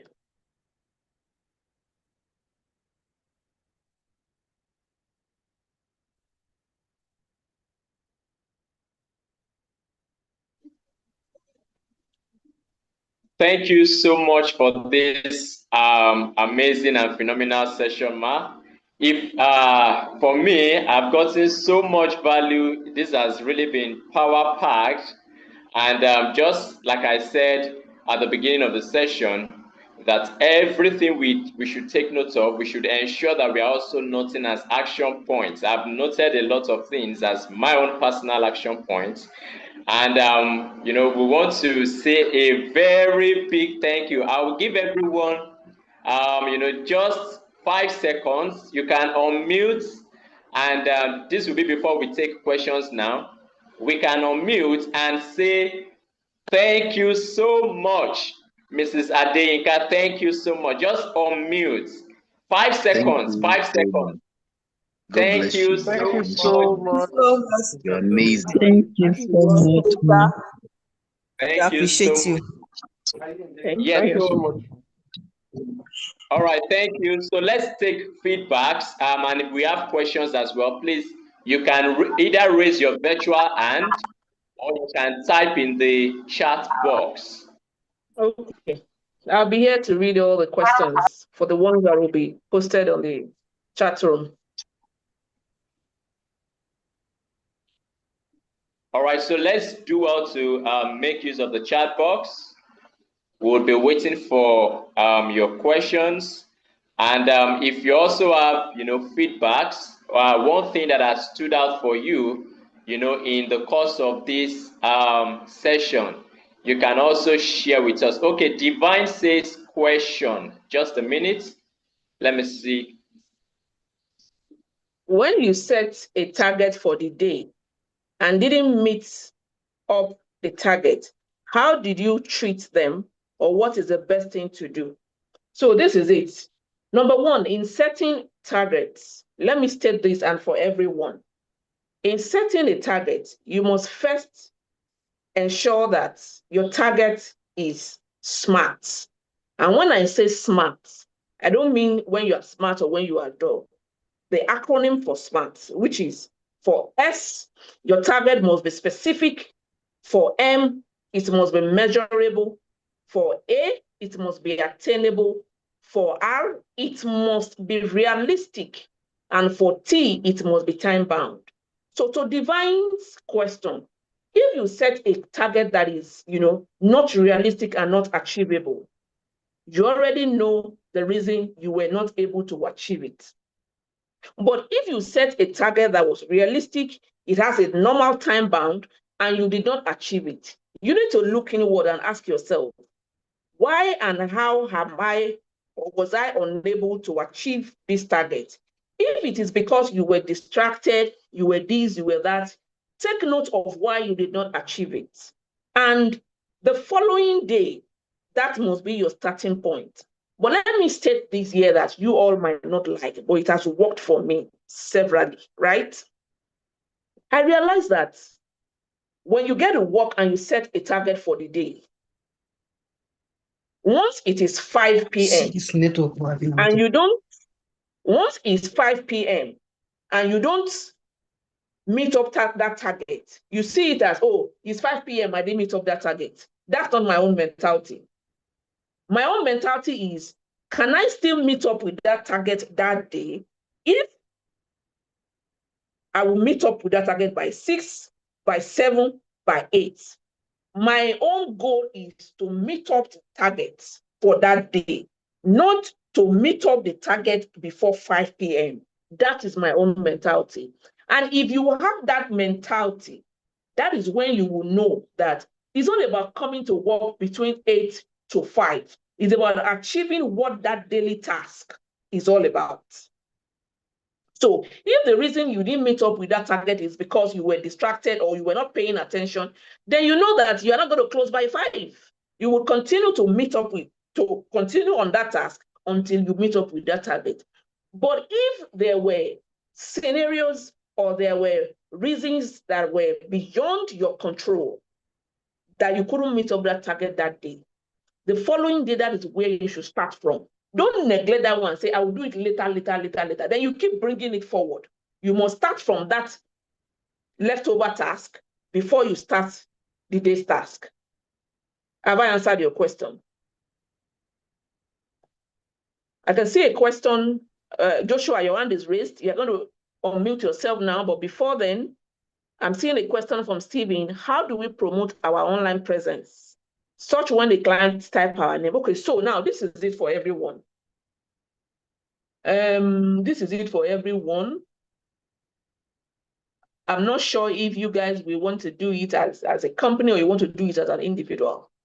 It starts from, right, building a professional brand for yourself.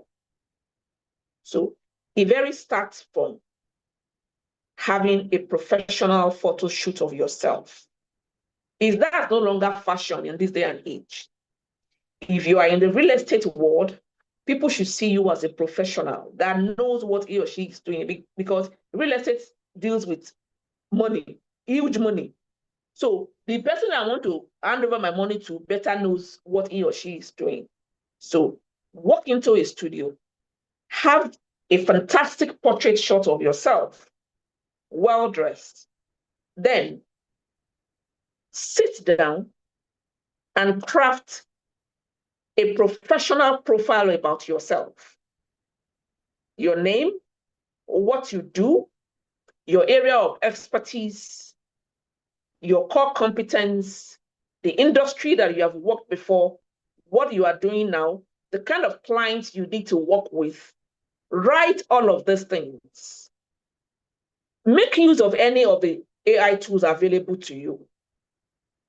Put in all those things that you have written. Instruct or prompt it onto what you actually want to use that thing for. It's going to polish it for you. Then take that thing, write up, go on LinkedIn and post it there. My name is Isaac Adeoye, and I want to reintroduce myself to the world. Write it on LinkedIn. Go on Facebook, do the same. Go on Instagram, do the same. Go on Google, do the same. Come back to check after one day and search. Everything that you have written is what the AI tool will bring out. That is why I say you must be deliberate in everything that you do. If you don't have money to start building a personal site now, you can start from that and build on that. Then when there are topics that you have confidence in, you have expertise in, put in your own opinion, write articles, post it on all these platforms. What are you doing? You are trying to be visible. That is one sure way to do that. Stephen, I hope I've answered your question. Joshua, please go ahead.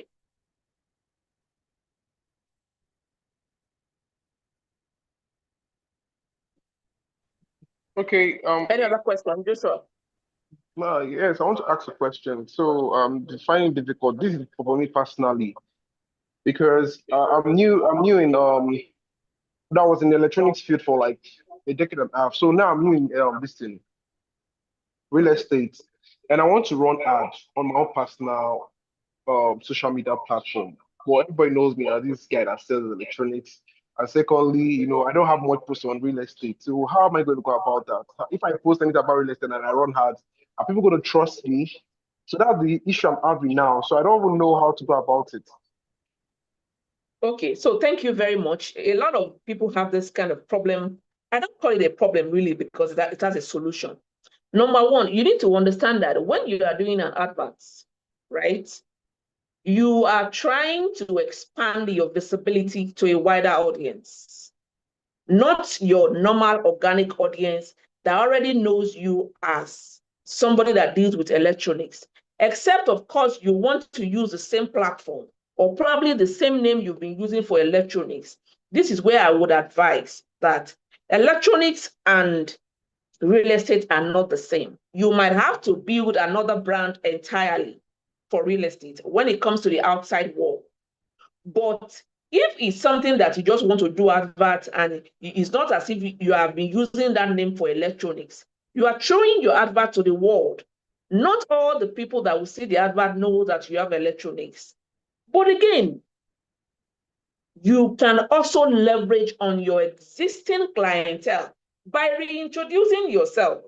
My name is Joshua so. I'm the owner of these. I'm a serial entrepreneur. I'm the owner of So Electronics. And now we are diversifying into real estate. And these are the series of products or projects that we are doing. If you are interested, do this. If you have let me say, a good standing with your, what they call it now, electronics clients, and they trust in your judgment, they will be your first set of clients. Trust me. So it depends on how you want to play. You can use your existing clientele as your start off. because they trust your brand. They trust you when you tell them that don't buy this brand, buy this brand. That Oga, this product that I bought for you, it might give you issue. If it gives you issue, bring it back to me. You already have a bond and a relationship with them. So now when you tell them that you are now doing this, because of that trust that they have in you, they are still going to trust you with this real estate business. Have I answered your question? Yes, ma. But sorry, ma. I want to say something. Yeah, you answered my question, but there's still one I want to chip in. Okay, now I've created a new social media platform. Now I don't even have much friends and much followers. How do I build that? For them to gain trust. I need to gain trust with my new audience. So I've created a new social media. Yes, you have to start by awareness. You have to start by posting things. You have to start by educating them, by informing them, by making yourself an authority. What do I mean by that? Right? You already have a platform that you are starting off. Let the goal of the platform be stated. Introduce yourself as the person behind that platform if you want to show yourself. And that subsequently you'll be giving them real estate nuggets, how not to make mistakes when they want to buy real estate products or services, and the locations to look out to. You might not come up with a content calendar to say that every week you want to post 3 times to educate the public, the right location to buy, the best company to buy from, the documentation to watch out for, the kind of things to do before you invest. So build that rapport first. Be the go-to person. Let them say, let me see what this guy posted today. Hey. So CFO is not even the best title. What is the difference between CFO and governor's consent? Start educating them. That is how you can build your brand. You shouldn't start from come and buy, because they don't know you yet. So build a rapport with them first. Be something that they can say, an industry leader or an industry expert. Then they will begin to trust you with their investment.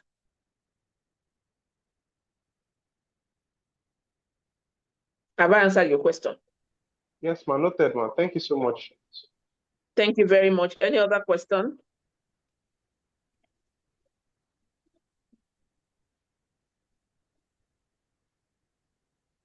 Any other question? Okay, so from the chat box, supposed to have another speaker today? No other speaker for today, ma'am. Okay. Yes, so from the chat box, there's no other question. Thank you, Stephen. Thank you, Joshua, for asking, those intelligent questions.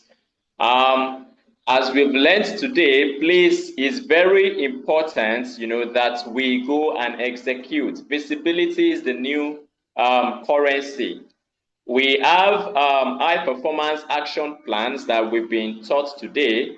4 of them. We have key takeaways as well that we, have to ensure that we work on. We now know better, how to think as a business owner, as a CEO, as an entrepreneur. The right mindset, and what to do to help us win. One of the things that stood out for me is that you are hired to bring solutions to the table. You should always see yourself as a problem solver. Another thing that stood out for me personally is that you are to turn every deal into a lesson for the next deal. In fact, I'm really excited. I've been a part of this session, and I can't wait to witness, and be a full part of the next training session that we'll be having with Mrs. Adeyinka. Thank you so much for your time today. We really, really do appreciate it. If you agree with me, you know that the value of this is priceless. We can't really place a price to it. It's so much that has been taught today. Please just drop in the chat box value, value, value. value, value, value. Drop in the chat box, value, value, value. And most importantly, we want to celebrate everyone on this call. You know, everyone who is committed to winning, who is committed to this 12 days global sales challenge. We want to celebrate you. We want to do your banners. Thank you, Joshua. I can see your feedback that you got value. For all those also joining on our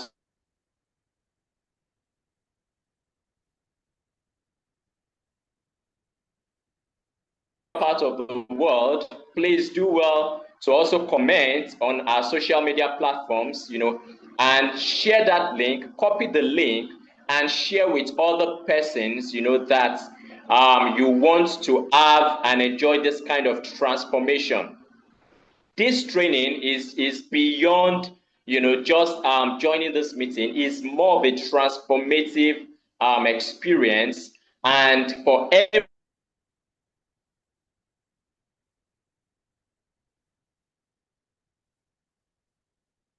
Sorry, there's a question that I need to respond to. Can you hear me? Can anyone hear me? Anyone hear me? Anyone? Yes, ma'am. Yes, ma'am. Yes, ma'am. Can hear you. There is a question from Darlington that I'm going to respond to quickly before we call it a day today. Darlington said, "Ma'am, please, how do you tackle a question where a diasporan who wants to buy suddenly backs out because of this thing that once you buy a land, in few years' time, it will be taken from you by government, if I'm right." So it's also important to know that there are so many misconceptions in the online space. People have bought land severally, and people still own their land.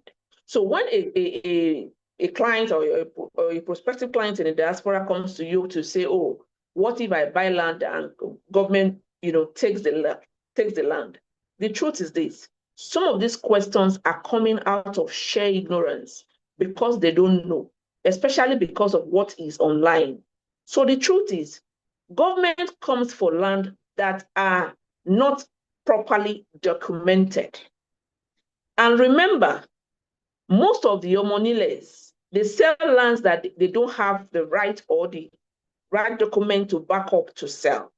But for a real estate company is giving you that shield from the Omoniles while also doing their due diligence with the company. So government cannot just come and say they want to take your land. Government will take your land based on several reasons. Number one, if that land is committed for government acquisition. Either government has marked that land that, oh, they want to build a school, they want to build a hospital, they want to build a police station, or whatever, government can come. Again, even when you have your C of O, government can still come to take that land. However, government will compensate you if they take that land from you. You can see that recently, I think I saw a news where Governor Ambode presented a check of over 3 billion to some people that were affected, right? Because the land was properly documented. So all you need to do is to erase the, what do they call it now? The disbelief, and explaining to them, enlightening them that, oh, government cannot just come to take your land if you have done your due diligence and if you are buying from trusted companies that has good pedigree. Darlington, did you get that?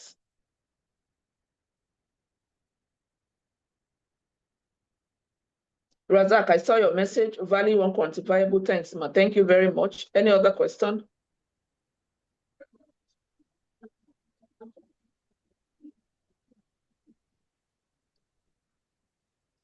Okay.